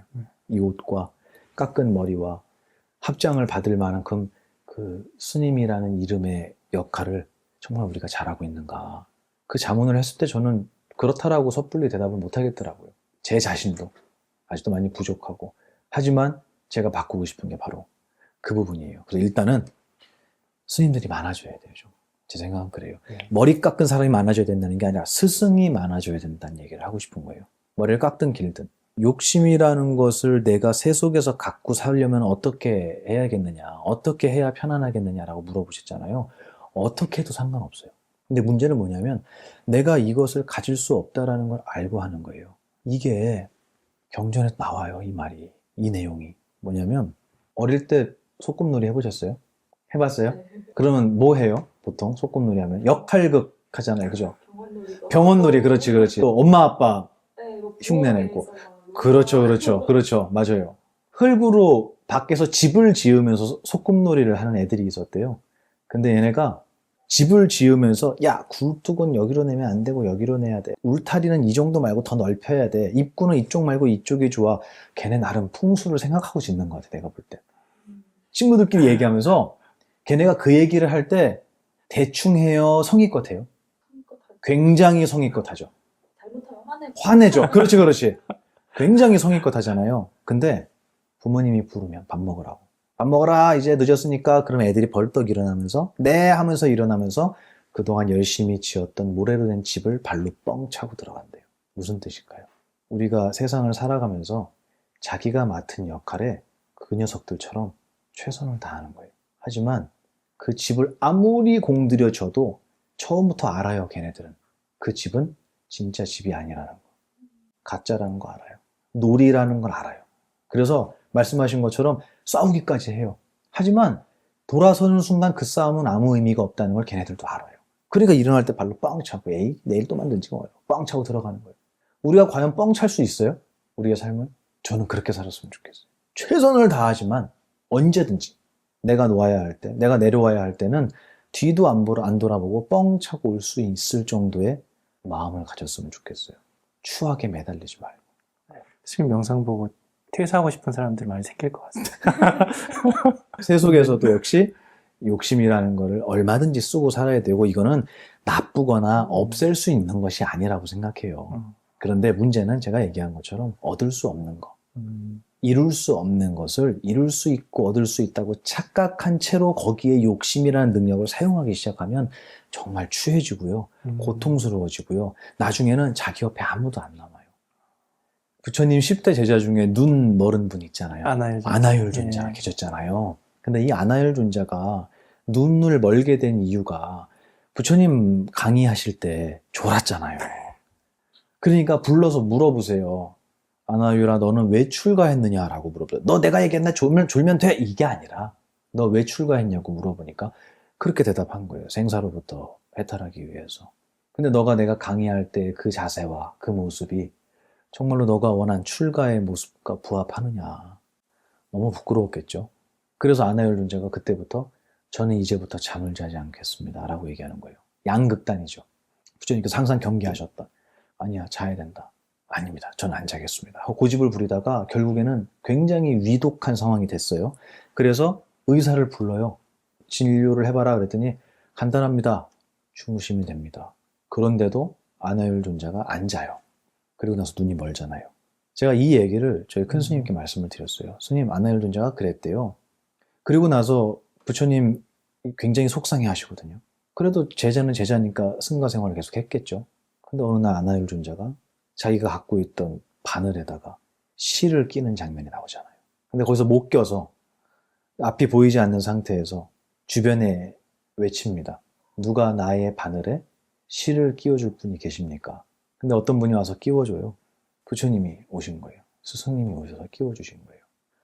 저는 그걸 보고 야, 우리 부처님은 참 자유롭고 정말 감사한 분이다. 당신이 하지 말라고 하는 짓을 해갖고 눈까지 불편해진 제자를 버리거나 혼내신 게 아니라 마지막까지 사랑해 주셨구나라는 정도로 이해했어요. 그게 누구 수준이냐면 제 수준이었어요. 제 수준으로 그걸 이해한 거예요. 큰 스님께서 들으시더니 너 그게 무슨 뜻인 줄 알아? 그러면서 얘기를 해주시는데 뭐라 그러시냐면 아나율 존자가 왜 잠을 안 자기 시작했죠? 수행을 열심히 하려고 했던 거예요. 게으르다고 혼이 났으니까 그럼 난 열심히 할 거야. 우리가 무언가를 열심히 하잖아요. 그럼 주변이 안 보여요. 눈이 멀어요. 내 얘기예요, 불경은. 내가 성공하기 위해서 달리고 있으면 내 아내가 얼마나 외로운지, 내 자식이 얼마나 슬픈지 안 보여요. 거기밖에 안 보여요. 아나율 존자처럼 나 죽어도 수행 열심히 할 거예요. 눈이 멀어요. 그리고 나서 바늘에다가 실을 못 꼈다 그랬잖아요. 이게 무슨 말이냐면 열심히 해온 거예요, 평생. 근데 이 바늘과 실은 무슨 뜻이냐면 실을 바늘에 껴서 바느질을 하면 바늘이 지나간 자리에 뭐가 남죠? 실이 남잖아요. 근데 안 끼고 하면요. 안 남았던 거예요. 죽기 살기로 눈이 먼 상태에서 노력했는데 나이가 50, 60이 됐는데 보니까 아무것도 안 남은 거예요. 내가 평생 살아온 게. 하나도 안 남았어요. 그러니까 외친 겁니다, 이제. 누가 내 바늘에 실을 끼워줄 분이 있습니까? 그러면 누구만 끼워줄 수 있을까요? 그거는 스승만 끼워줄 수 있는 거예요. 부처님만 끼워줄 수 있었던 거예요. 그 얘기를 저희 큰 스님께서 해주시더라고요. 스승님의 눈이지. 저는 1000번을 읽어도 그거 안 보여요. 그래서 제가 스승이 필요하다고 얘기하는 거예요. 모두 머리 깎고 스님 되라는 게 아니라 머리를 기르고 이렇게 사회생활 하시면서도 내 후배에게, 내 직장 동료에게, 내 가족들에게 이런 이야기를 할 수 있는 분이라면 전 스승이라고 봐요. 그리고 이런 이야기를 하려면 어떻게 해야 될까요? 배워야죠. 그래서 이런 강의를 들으러 오시는 분들이 정말 많거든요. 그분들이 시간이 남아서 오는 게 아니라 한 번 듣고 나면 세상이 달라 보이고 이런 얘기를 누군가에게 했을 때 그 사람이 정말 행복해하는 모습을 보면 아, 나 공부해야겠구나 라는 자기도 모르는 신념이 생기는 것 같아요. 그래서 사람들이 많이 모이거든요. 저는 욕심을 어떻게 쓰느냐 이런 것도 중요하지만 저는 그 욕심을 가장 잘 쓰는, 출가하지 않고도 가장 잘 쓰는 욕심이라고 한다면 내 주변에 있는 많은 사람들을 행복하게 만드는 데 쓰셨으면 좋겠어요. 눈 멀지 말고. 내가 하고 싶은 거를 바라보면 눈이 멀어요. 그래서 나중에 어느 순간에 주변을 돌아보면 다 나를 떠나 있고 다 나를 미워하고 있고 내 자리는 어디에도 안 남아있는, 이걸 바라보면 이제 외치는 거죠. 누가 내 바늘에 실을 좀 끼워달라. 난 노력만 했지 남은 게 아무것도 없습니다. 이 얘기를 누구는 안 하겠습니까? 다 하죠. 이런 가르침이 담겨있는 불교를 스님들만 공부해야 된다라고 얘기하거나 아, 저는 종교가 달라서 저는 동의하지 않습니다 라고 누군가가 얘기한다면 제가 얼마나 답답하겠어요. 아, 그게 아니에요 라고 하면 도망가죠. 이제 또 요령이 필요하죠. 저는 그래서 이 이야기를 모든 세상에 있는 사람들이 알고 살았으면 좋겠다라는 마음을 갖고 있죠. 우리는 늘 직장에서 상사 그리고 자녀의 문제, 외부의 어떤 상황 때문에 힘들다고 말하는데요. 스님께서는 고통의 씨앗은 외부가 아니라 바로 우리의 마음속 인식과 기억에 있다라고 말씀하셨습니다. 인식의 결과로 생겨나는 고통이 구체적으로 어떤 원리로 작용되는지 예를 들어서 설명해 주실 수 있을까요? 그 절에 삽살개 한 마리가 들어왔어요. 유기견이에요. 저는 처음에 밭에 구석에 누가 솜니부를 버린 줄 알았어요. 흰색 삽살개였는데 얼마나 바깥에서 오래 살았는지 그냥 떼꾸정물이 그냥 줄줄 흘러요. 멀리서 보고 누가 저기다 솜을 갖다 버렸나 저게 뭐지 했는데 움직이는 거예요. 오늘 보니까 며칠 동안 거기 있었어요. 걔가 한 3일? 저거 개인가 봐요. 그러고 가서 보니까 유기견이었던 거예요. 가까이 가면 도망가고 스님들이 돌아오면 다시 그 자리로 와요. 뭐 맘에 드는 게 있었나 봐요. 그 자리에. 그래서 스님들이, 저 어른들이 그러시더라고요. 절대로 그 개한테 먼저 다가가거나 그러지 말고 모르는 척 해주라고. 짐승들은 모르는 척 해주는 거를 동료를 받아준다고 생각한다는 거예요. 이렇게 정면으로 마주 보면은 나 너 경계하고 있어 라고 인식할 수 있으니까 모르는 척하고 그냥 두라는 거예요. 있든 없든. 이것도 사실 어른들의 지혜였어요. 어쨌든 그래갖고 모르는 척 했더니 어느 날 조금씩 가까이 오는 거예요, 얘가. 그리고 나중에는 붙잡았죠. 그 간식 이런 것도 주고 게사료도 좀 주고 그러더니 점점 가까워졌어요. 털도 다 밀어버렸죠. 얼마나 기생충이 많은지 주사 다 맞추고 밀어버렸어요. 그리고는 이제 스님들을 졸졸 따라다녔어요, 얘가. 근데 어느 날 걷다가 도량 안에서 바람에 꺾어졌는지 나뭇가지가 이만한 게 떨어져 있어서 저기 산으로 던지려고 이렇게 주웠어요. 후다닥 도망가는 거예요. 기겁을 하고 도망가는 거죠. 왜 이러지? 저는 이것 때문에 그런지 몰랐어요. 바닥에서 나뭇가지 부러진 짝대기를 들었는데 도망갔어요. 두 가지만 보면 도망갔거든요. 하나가 뭐였냐면 끈. 느껴지시죠? 뭐가 느껴지세요? 끈에 묶이고 매를 맞았던 거예요. 걔한테 물어보지 않아도 알아요. 그 얘기는 불교 심리학의 가장 큰 메커니즘이에요. 세상을 바라보는 견해는 기억에 의해서 만들어진다. 힘든 기억이 많으면 아무리 좋게 보려고 해도 그게 좋게 보이지가 않아요. 그 친구는 짝대기를 자기를 때리려고 드는 게 아니라고 알았을 수도 있어요. 저는 한 번도 때린 적이 없고 맛있는 것만 줬으니까. 하지만 조건 반사 같은 거예요. 기억의 힘은 그렇게 강력하거든요. 옛날에 저런 거에 얻어맞았던 기억이, 아픈 기억이 많으면 나도 모르게 그것을 볼 때 두려움이라는 견해로 볼 수밖에 없는 거예요. 그러면 이 세상을 살아가면서 우리 팀장님을 좋은 사람이라고 봐야지. 그럼 보여요, 안 보여요? 보여요? 보입니다. 고맙습니다. 굉장히 두려워하면서 대답하는데 그거는 좋은 기억이 많이 들어가면 나쁘게 뭐라고 얘기해도 누군가가 험담을 해도 야, 그 사람 그런 사람 아니야 라고 얘기하는 거예요. 그죠? 근데 나에게 힘든 기억을 많이 준 분이 팀장님이었다면 아무리 제가 팀장님 칭찬을 해도 우리 보살님한테는 그렇게 안 들릴 거예요. 아이고 몰라서 하는 소리네. 너도 당해봐라 이런다. 맞죠? 그러면 우리의 견해는 기억의 지배를 받는 거예요. 그게 이 내용이에요. 내가 저 사람이 힘들고 이 회사가 힘들고 이 일이 버겁고 내가 힘들어하는 어떤 것들은 나의 견해잖아요. 난 저거 힘들다고 생각해. 나에겐 이게 힘들게 느껴져. 라고 하는 거는 내 견해인데 견해는 무엇 때문에 만들어진다 그랬죠? 기억 때문에 만들어지는 거예요. 그러니까 이거는 내가 잘못되거나 회사가 잘못되거나 한 게 아니라 자연스러운 일이에요. 이거. 자연스러운 일이에요. 그래서 예를 들면 요즘은 그 자제분들이 집안에 하나 아니면 둘이잖아요. 외동으로 크거나 막내로 큰 친구들은 요즘 부모님들의 교육법에는 그런 것들이 많이 없어졌어요. 애들을 훈계하거나 다그치는 게 잘못된 교육이라는 인식이 좀 있는 것 같아요. 물론 근거 없이 하면 잘못된 거지만 저는 그것도 교육의 하나의 방법이라고 생각해요. 이건 틀렸다라는 건 저는 없다고 봐요. 근데 그런 교육을 안 받아본 친구들이 군대에 와서 너무 힘들어하는 거예요. 내가 왜 저 사람 말을 들어야 되지? 그러면 그 친구에게 군대는 어떤 곳일까요? 지옥이죠. 부조리 투성이고요. 여기는 인간의 집단이라고 할 수 없는 이상한 곳인 거예요. 근데 정말 그럴까요? 저는 안 그랬어요. 저는 너무 좋았어요. 제 동생도 스님인데요. 해인사 출가하셨거든요. 17살에 출가했다가 나중에 군대를 갔어요. 군대 안 힘들었냐니까 캠핑 온 것 같았대요. 너무 좋았대요. 뭐가 제일 좋았냐니까 밥을 3끼 주더라고요. 그러는 거예요. 과연 그 스님한테 군대는 힘든 곳이었느냐? 놀이였대, 놀이. 너무 재밌었대요. 총도 쏘고 수류탄 던져갖고 너무 재밌었대요. 과연 객관적인 나쁜 곳, 객관적으로 정말 이것은 없어져야 하는 악이라고 하는 것이 과연 대한민국에 존재할 것이냐. 저는 모든 것이 상대적이라고 봐요. 우리가 어떻게 저런 인간을 따라다니지라고 해도 그 사람에게 충성하는 사람도 있더라는 거죠. 그러니까 결국은 옳고 그름은 내 외부에, 나의 바깥에 있는 게 아니라 나의 견해 속에 있지 않았을까라는 질문을 안 할 수가 없는 거예요. 근데 이 질문을 누가 제일 간절하게 하냐면 은퇴하신 분들이 해요. 저한테 묻더라고요. 남성분들이. 스님 옛날에는 너 때문에 그래. 너 때문에 그래. 너 때문에 그래. 그랬대요. 무언가 불편하거나 일이 안 되면 이렇게 안 되는 것의 요인을 상대방한테 찾았대요. 평생을.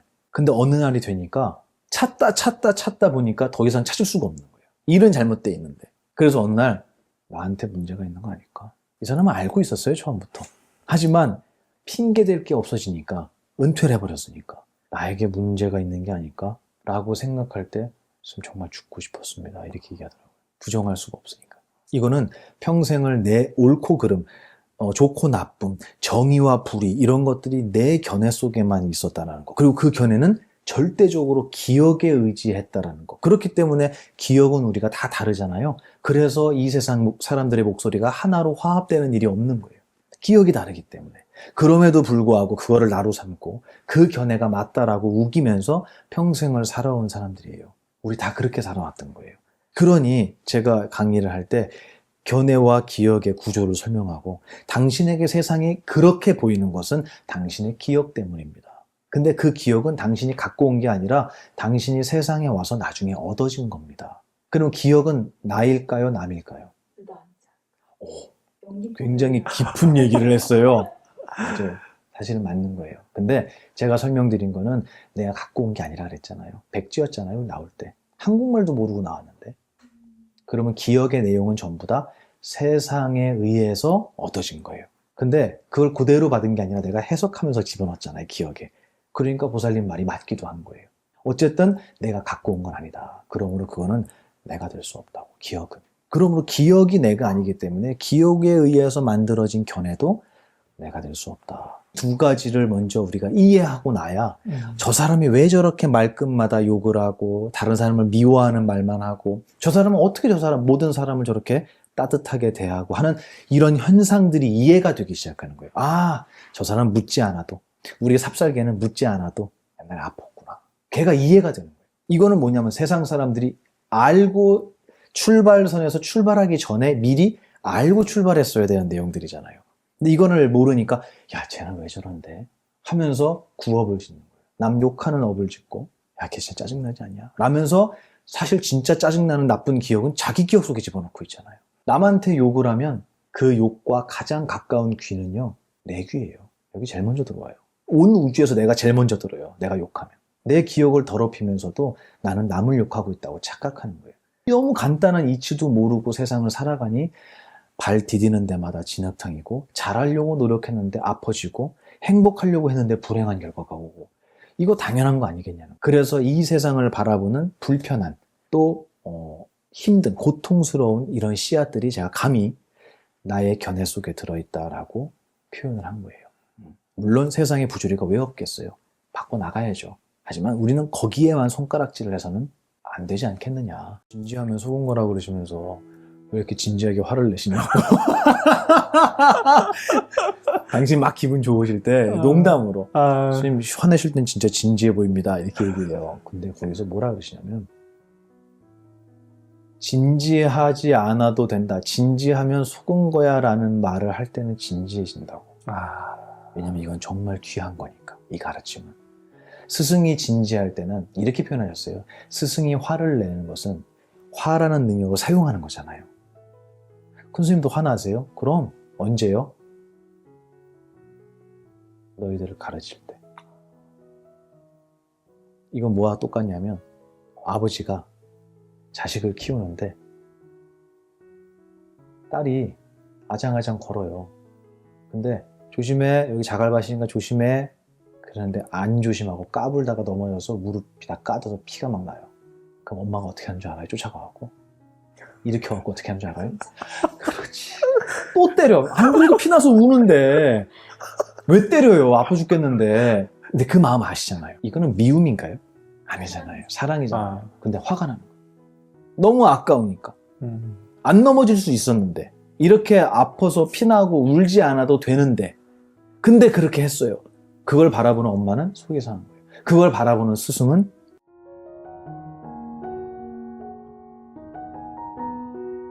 어느 날 조금씩 가까이 오는 거예요, 얘가. 그리고 나중에는 붙잡았죠.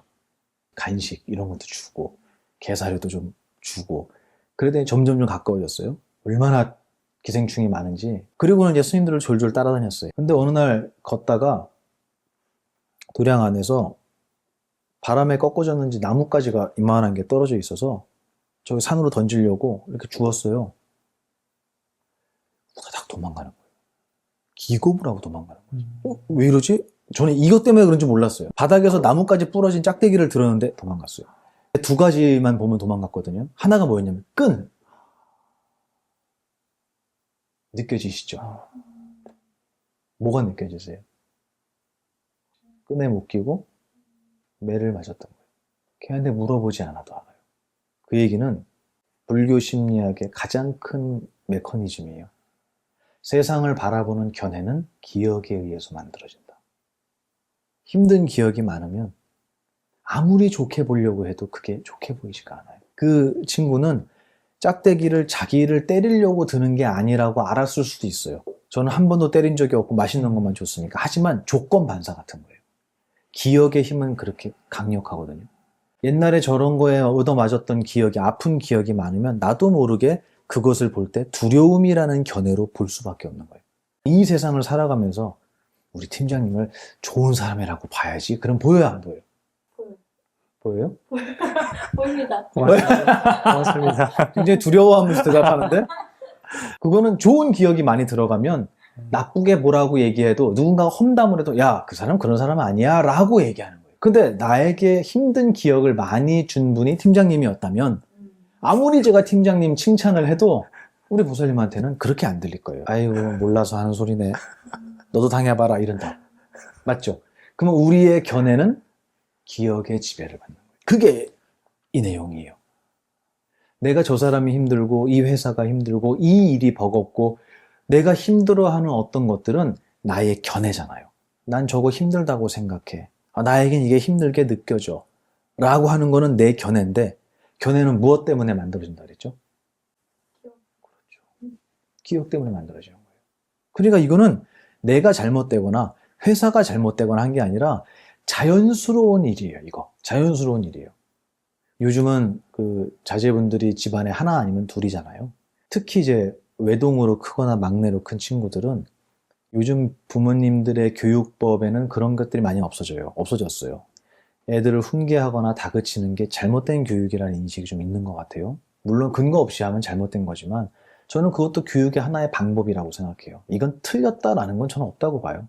근데 그런 교육을 안 받아본 친구들이 군대에 와서 너무 힘들어하는 거예요. 내가 왜 저 사람 말을 들어야 되지? 그러면 그 친구에게 군대는 어떤 곳일까요? 지옥이죠. 부조리 투성이고요. 여기는 인간의 집단이라고 할 수 없는 이상한 곳인 거예요. 근데 정말 그럴까요? 저는 안 그랬어요. 저는 너무 좋았어요. 제 동생도 스님인데요. 해인사 출가하셨거든요. 17살에 출가했다가 나중에 군대를 갔어요. 군대 안 힘들었냐니까 캠핑 온 것 같았대요. 너무 좋았대요. 뭐가 제일 좋았냐니까 밥을 3끼 주더라고요. 그러는 거예요. 과연 그 스님한테 군대는 힘든 곳이었느냐? 놀이였대, 놀이. 너무 재밌었대요. 총도 쏘고 수류탄 던져갖고 너무 재밌었대요. 과연 객관적인 나쁜 곳, 객관적으로 정말 이것은 없어져야 하는 악이라고 하는 것이 과연 대한민국에 존재할 것이냐. 저는 모든 것이 상대적이라고 봐요. 우리가 어떻게 저런 인간을 따라다니지라고 해도 그 사람에게 충성하는 사람도 있더라는 거죠. 그러니까 결국은 옳고 그름은 내 외부에, 나의 바깥에 있는 게 아니라 나의 견해 속에 있지 않았을까라는 질문을 안 할 수가 없는 거예요. 근데 이 질문을 누가 제일 간절하게 하냐면 은퇴하신 분들이 해요. 저한테 묻더라고요. 남성분들이. 스님 옛날에는 너 때문에 그래. 너 때문에 그래. 너 때문에 그래. 그랬대요. 무언가 불편하거나 일이 안 되면 이렇게 안 되는 것의 요인을 상대방한테 찾았대요. 평생을. 근데 어느 날이 되니까 찾다 보니까 더 이상 찾을 수가 없는 거예요. 일은 잘못돼 있는데. 그래서 어느 날 나한테 문제가 있는 거 아닐까?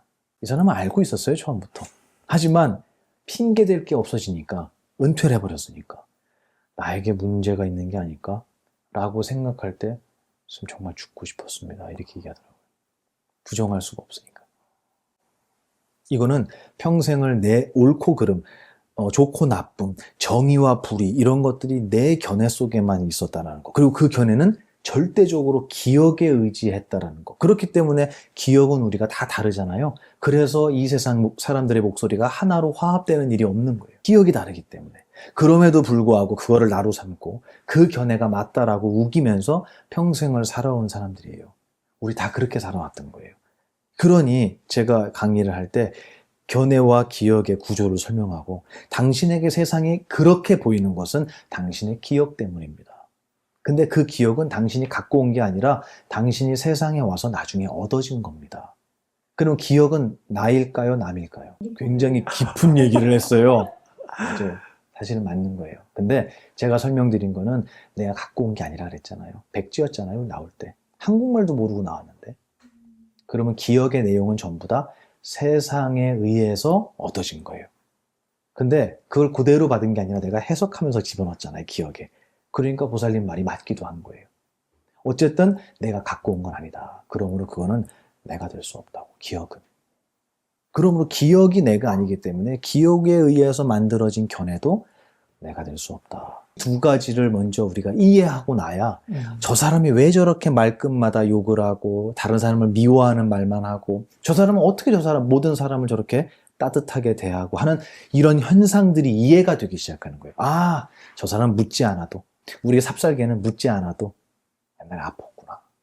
걔가 이해가 되는 거예요. 이거는 뭐냐면 세상 사람들이 알고 출발선에서 출발하기 전에 미리 알고 출발했어야 되는 내용들이잖아요. 근데 이거를 모르니까 야, 쟤는 왜 저런데? 하면서 구업을 짓는 거예요. 남 욕하는 업을 짓고 야, 걔 진짜 짜증나지 않냐? 라면서 사실 진짜 짜증나는 나쁜 기억은 자기 기억 속에 집어넣고 있잖아요. 남한테 욕을 하면 그 욕과 가장 가까운 귀는요, 내 귀예요. 여기 제일 먼저 들어와요.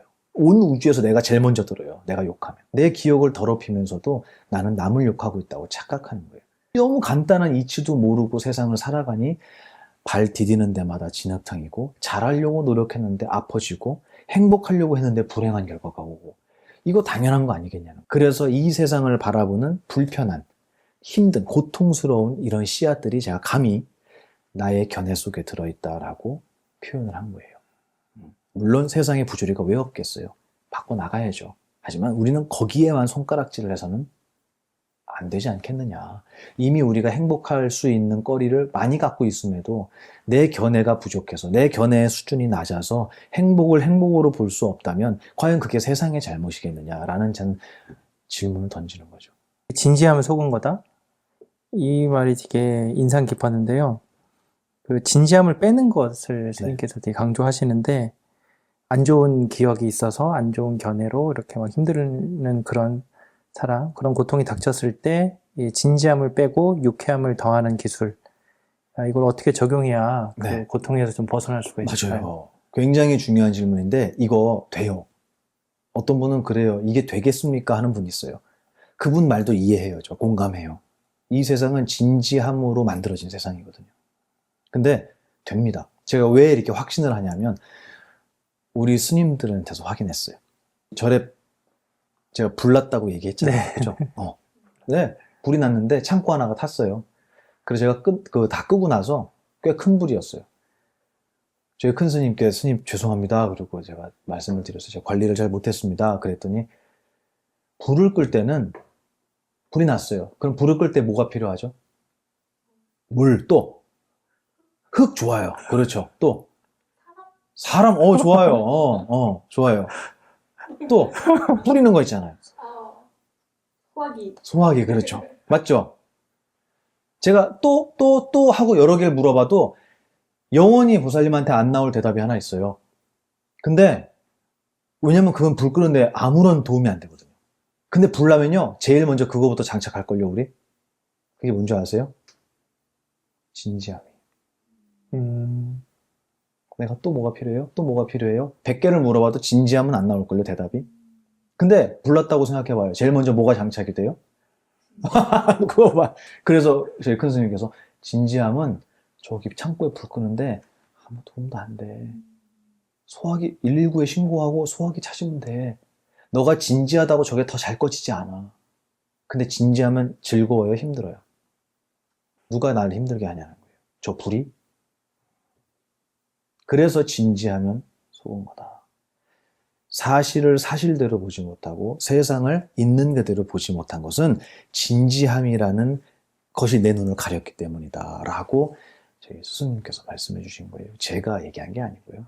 저는 그 정도 지혜는 없고 저도 그걸 듣고 내가 얼마나 진지하게 세상을 바라봤나를 참 많이 돌아봤거든요. 근데 저는 그냥 그걸로만 살아왔던 것 같아요. 뭐든지 잘해야 되고 완벽해야 되고. 그런데 특히 회사는 너무 간단하잖아요. 여기 왜 있는 거죠? 이 회사가? 뭘 위해서? 어차피 버는데 이왕이면 세상에 아름다운 일을 하면서 벌면 좋잖아요. 그게 전 출판사라고 생각해요. 그래서 아름다운 일은 두 번째예요. 돈이 첫 번째예요. 돈이 안 벌리는데 이 일을 어떻게 하겠어요? 그게 저는 이 당연한 자본주의의 모습이라고 봐요. 근데 여기서 진지함을 어떻게 빼냐고요? 할 수 있다는 거예요. 뭐냐면 이거를 벌어서, 돈을 벌어서 뭐에다 쓸 거냐에 대한 게 되게 중요해요. 내가 이 회사를 다니면서 나는 왜 다니는가, 이 회사를. 난 이 회사를 다녀서 과연 어떠한 행복을 얻기 위함이냐. 이게 분명하다면 저는 모든 건 수단이 된다고 생각해요. 내가 불을 끄려고 하는, 소화기를 찾는 것은 불을 끄기 위함이잖아요. 불을 끄는데 진지함이 필요할까? 필요 없네? 라는 이해가 있으면 자기도 모르게 그게 돼요. 그래서 저희 스님들은 회의할 때, 저희 회의를 정말 많이 하는데, 회의를 할 때, 제 그 동생 스님이 그래요. 회의를 1시간, 2시간을 하는데, 나중에, 이래요. 그래서 왜요? 그러니까, 다들 개그 칠 생각만 하지, 진지하게 하는 사람이 아무도 없다는 거예요. 정말 그 얘기를 해요. 진짜. 다들 장난칠 생각만 하고, 말장난할 생각만 하지, 아무도 진지하지가 않다는 거예요. 그래도 회의는 돼요. 돼요. 자주 하시는 거 아니에요? 자주 해요, 자주 해요. 그러니까 그게 회의하자 그러면 또 회의하가 아니라 그냥 차 마시면서 노는 거예요. 이게 어떻게 하면 될까요? 그게 이거보다 이게 낫지 않겠어요? 그러면서 거기서 말도 안 되는 장난을 쳐요. 그래도 회의는 진행되고, 그래도 결론은 나고, 그래도 돈은 벌 수 있어요. 할 수 있어요. 우리는 의견을 모아서 한 방향으로 가는 거에 있어서 진지함은 사실 아무리 짜게도 쓸모가 없는 건데 장착을 제일 먼저 하는 거예요. 마치 불 끌 때 진지해지는 거죠. 그래서 저는 규모가 큰 회사야 이게 바뀌려면 모두가 이런 것을 공부해야 되잖아요. 정말 어렵거든요. 그래서 저는 이거를 가정에서부터 시작하자고 얘기해요. 가족 구성원은 기껏해야 서너 명이잖아요.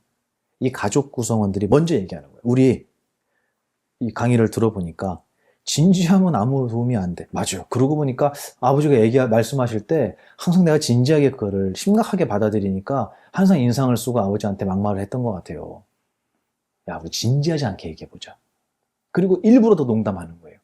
저는 이 문화가 이 세상에 퍼지는 것은 가능성이 정말 희박하다고 생각해요. 왜냐면 이 세상은 진지한 사람이 훨씬 많거든요. 그렇다고 안 할 거냐라고 저는 물어봐요. 힘들다고 안 할 거냐고. 저는 나부터 하겠다. 그래서 어떤 분이 저한테 인터뷰할 때 그래요. 스님은 강의를 하시는 거 보면은 스님의 권위 이런 걸 찾아볼 수가 없대요. 농담으로 그래요. 나한테서 권위를 빼면 지금하고 똑같다 그랬어. 권위가 0이기 때문에. 하나도 없어요. 0이에요 0. 아, 진짜. 근데 이게 어떤 분들은 그렇게 보시는 거예요. 스님이 너무 가볍다. 그게 제가 바꾸고 싶은 부분이에요. 저 무겁게 하려면 얼마든지 할 수 있어요. 가벼워서 가벼운 게 아니라 가볍게 하기 위해서 가벼운 거예요. 무겁게 하려면 얼마든지 할 수 있어요. 다 갖고 있어요. 그래서 무거워야 할 자리는 얼마든지 무겁게 할 수 있어요. 하지만 무거워야 할 필요가 없는 자리, 무거워서는 안 되는 자리에선 한없이 가벼워야 된다고 봐요. 저는 그걸 다 할 줄 아는 가장 자유로운 분들이 출가자라고 생각해요. 근데 저는 가끔 사찰에서 음악회 하잖아요. 음악회 하면 막 앞에서 트로트 가수도 있고 막 요즘에는 트로트가 아이돌도 오고 막 그러잖아요. 네. 다 뒤에서 춤추고 난리가 나요. 근데 스님들은 이렇게 앉아있어요. 이게 맞을까? 스님들이 제일 먼저 일어나서 춤추면 안 될까? 그렇다고 저 위의가 없고 공부의 수준이 낮고 깨달음의 깊이가 낮은 스님이라고 사람들이 손가락질할까요? 전 그렇게 생각 안 합니다. 자유로운 모습을 보여주는 게 저희 스님들이라고 생각을 해서 저는 그런 모습을 보여주고 가족에서부터 진지함을 빼는 훈련, 연습을 시작하자. 저는 그게 어떻게 보면 책에서 중점적으로 무게를 다루고 싶은 거예요. 세속에 살면서 남들이 감히 흉내낼 수 없는 시너지와 기술을 가지려면 진지함을 빼야 된다. 그러면 쟤네는 맨날 뭐 이렇게 재밌대? 누구나 하하 웃는 소리에는 귀를 기울이거든요. 눈이 가거든요. 만약에 이 회사가 휴일날에 또 나오고 싶은 회사라면 여기 와서 맨날 즐겁게 얘기하고 떠들고 맛있는 거 먹고 웃으면서 회의를 할 수 있는 곳이라면 저는 이 출판사는 저는 무조건 흥할이라고 봐요. 저는 그게 부처님의 제자였던 승가의 모습이 아니었을까. 진지하고 엄숙함만 있지 않았을 거라고 저는 생각해요. 훨씬 재밌었을 거라고 믿어요. 그게 제가 말씀드리고 싶은 진지함을 빼는 거. 모두가 출가하지 않아도 할 수 있는 세속에서의 수행이다. 그런 말씀 드립니다. 스님은 거의 진지하지 않으려고 하시는 것 같은데 그럼에도 가장 진지할 때가 어떨 때가 좀 진지하신가요? 제가 큰 스님께 여쭤봤어요. 큰 스님, 진지하면 속은 거라고 그러시면서 왜 이렇게 진지하게 화를 내시냐고. 당신 막 기분 좋으실 때 농담으로 스님 화내실 땐 진짜 진지해 보입니다. 이렇게 얘기해요. 근데 거기서 뭐라 그러시냐면 진지하지 않아도 된다. 진지하면 속은 거야 라는 말을 할 때는 진지해진다고. 왜냐면 이건 정말 귀한 거니까. 이 가르침은. 스승이 진지할 때는 이렇게 표현하셨어요. 스승이 화를 내는 것은 화라는 능력을 사용하는 거잖아요. 큰 스님도 화나세요? 그럼 언제요? 너희들을 가르칠 때. 이건 뭐와 똑같냐면 아버지가 자식을 키우는데 딸이 아장아장 걸어요. 근데 조심해, 여기 자갈밭이니까 조심해. 그러는데 안 조심하고 까불다가 넘어져서 무릎이 다 까져서 피가 막 나요. 그럼 엄마가 어떻게 하는 줄 알아요? 쫓아가고 이렇게 갖고 어떻게 하는 줄 알아요? 그렇지. 또 때려. 안 그래도 피나서 우는데 왜 때려요? 아파 죽겠는데. 근데 그 마음 아시잖아요. 이거는 미움인가요? 아니잖아요. 사랑이잖아요. 근데 화가 나는 거예요. 너무 아까우니까. 안 넘어질 수 있었는데, 이렇게 아파서 피나고 울지 않아도 되는데, 근데 그렇게 했어요. 그걸 바라보는 엄마는 속이 상한 거예요. 그걸 바라보는 스승은 눈물이 나는 거예요. 그래서 화를 내시는 거예요. 내가 그렇게 하지 말랬지. 이거는 전 사랑 같아요. 제가 얘기한 것처럼 진지함을 빼는 것을 알려줄 때 저는 진지해져요. 그래서 강의할 때 제가 아무리 웃으면서 이렇게 막 농담하고 장난치고 많이 하거든요. 그런데도 제 등은 땀으로 다 젖어요. 더워서가 아니에요. 그래서 이걸 그렇게 표현했어요. 법당에서 가끔 이제 법문할 때 지금 앞에 뭐 200명이 있다. 이 법당을 가득 채운 200분 중에 지금 우리의 스승이신 부처님을 등지고 서 있는 놈은 한 놈밖에 없다고. 저잖아요. 모두가 그분의 말씀을 듣겠다고 바라보고 있는데 나는 감히 그분을 등지고 떠드는 거예요. 그러면 지금 제가 누구 입을 대신하는 거겠어요? 스승님의 입을 대신하잖아요. 이때 땀을 안 흘리면 정상일까요? 그게 제일 저는 진지해지는 순간이에요. 그래서 이거를 어떻게 하면 좀 더 효율적으로 오해 없이 사람들이 즐겁지만 유쾌하지만 가볍지는 않게 받아들일 수 있을까를 저는 고민을 안 할 수가 없죠. 그럴 때는 좀 진지해지는 것 같은데 저를 괴롭힐 정도로 진지하지는 않으니까요. 근데 가장 진지할 때가 언제냐 그러면 그때 같아요. 부처님도 그쵸. 그럴 때 가장 진지하시지 않으셨을까. 예. 그러셨어요. 화도 내셨을까요? 그럼요. 부처님께서 네. 꾸중하고 혼내시는 것도 다 와요. 네. 근데 우리 같지는 않았겠죠. 그렇죠. 막 집어 던지고 뭐 이런 거 있잖아요. 그 던질 때도 가격 생각하면서 던진다면서 싼 돌주로. 맞아요. 그거를 저희 큰 스님 그러셨어요. 허공이 산들바람만 부냐고. 폭풍도 허공이야 그러시는 거예요. 그러니까 필요할 때는 뭐든지 써야 되잖아요. 그래서 제가 세속에서 이 가르침은 세속에서도 반드시 배워야 된다. 스님들보다 그거를 써먹어야 할 일이 더 많거든요. 그래서 모두가 배우고 출발하자. 그거를 제가 불교심리학 책에서는 이렇게 표현했어요. 수영을 안 배우고 물에 들어가면 어떻게 되겠어요? 근데 수영을 배우고 물에 들어가면 물놀이지. 사는 정도가 아니라 놀이가 되는 거예요. 단순히 배웠냐 안 배웠냐 아냐 모르냐에 따라서 놀이가 되기도 하고 죽음이 되기도 하는 거잖아요. 저는 이것도 마찬가지라고 생각해요. 우리의 삶도 정말 눈 밝은 스승님들이 세상에 많아서 이제 사회로 나아가는 청소년들에게 야, 이 세상에 있는 거는 가질 수 있는 게 없어. 단순히 네 옆에 잠깐 스쳤다가 사라지는 것들이야. 너가 정말로 이 세상에 욕심내야 될 거는 색깔, 소리, 냄새, 맛에 욕심 부리는 게 아니라 이 세상이 아름다운 세상, 모두가 행복할 수 있는 세상을 만들어가는 보이지 않는 가치에 넌 욕심을 내야 되지 않겠어? 제가 그래요. 저희 절에 오는 고등학생한테 그랬어요. 야, 대흉군만 키우지 말고 좀 교양 좀 키워봐라. 제가 그랬어요. 대흉군 이거 맨날 운동해갖고 만져보래요 저한테 고등학생이. 선생님 저 어저께 몇 개 뭐 200개를 했대나 뭐 몇 개를 했대요. 대흉군만 키우지 말고 좀 교양을 좀 키워봐. 제가 그랬어요. 이게 농담이 아니라 보이지 않는 것에 대한 가치를 두는 것이 저는 교양이 있는 사람들이고 지혜로운 사람들이라고 생각해요. 그리고 갈수록 보이는 것에 가치를 둔다라는 것은 저는 후퇴한다. 퇴보하고 있는 거 아닌가? 라는 생각도 감히 합니다. 물론 물질도 필요하겠지만 이게 발달할수록 더 깊어져야 하는 것이 보이지 않는 정신적인 가치라고 생각해요. 저는 많은 사람들이 이 부처님의 가르침이 상식이 되는 나라를 꿈꿔요. 누가 이 얘기를 듣고 어떤 스님이 피식하고 콧방귀를 끼시더라고요. 너무 큰 꿈을 갖고 있다고. 근데 저는 가능하리라고 봅니다. 몰라서 그랬을 뿐이지 누구라도 연기법을 듣고 생멸법을 듣고 상직법을 듣고 부처님의 가르침을 들으면 부정할 수 없잖아요. 그리고 그 눈으로 세상을 바라볼 때 우리 모두가 진지하지 않고 화라는 것을 정말 장난감처럼 쓸 수 있는 그런 날이, 그런 대한민국이 오지 않을까. 근데 집을 질 때 망치 하나로 못 짓듯이 이 세상을 바꾸어 나가는 데 있어서 화라는 연장 하나 갖고 바꿀 수가 없거든요. 화를 낸다고 세상이 바뀌진 않거든요. 근데 우리는 연장이 하나밖에 없었던 것 같아요. 이런 연장을 수없이 알려주신 분이 저는 석가모니 부처님이 아니셨을까라고 생각을 해서 이 이야기가 종교의 영역을 넘어서서 많은 분들에게 삶에 정말 소중한, 유용한 기술이자 노하우로 작동을 했으면 좋겠다. 이런 바람을 가지고 있습니다. 오늘 초대해 주셔서 감사했습니다.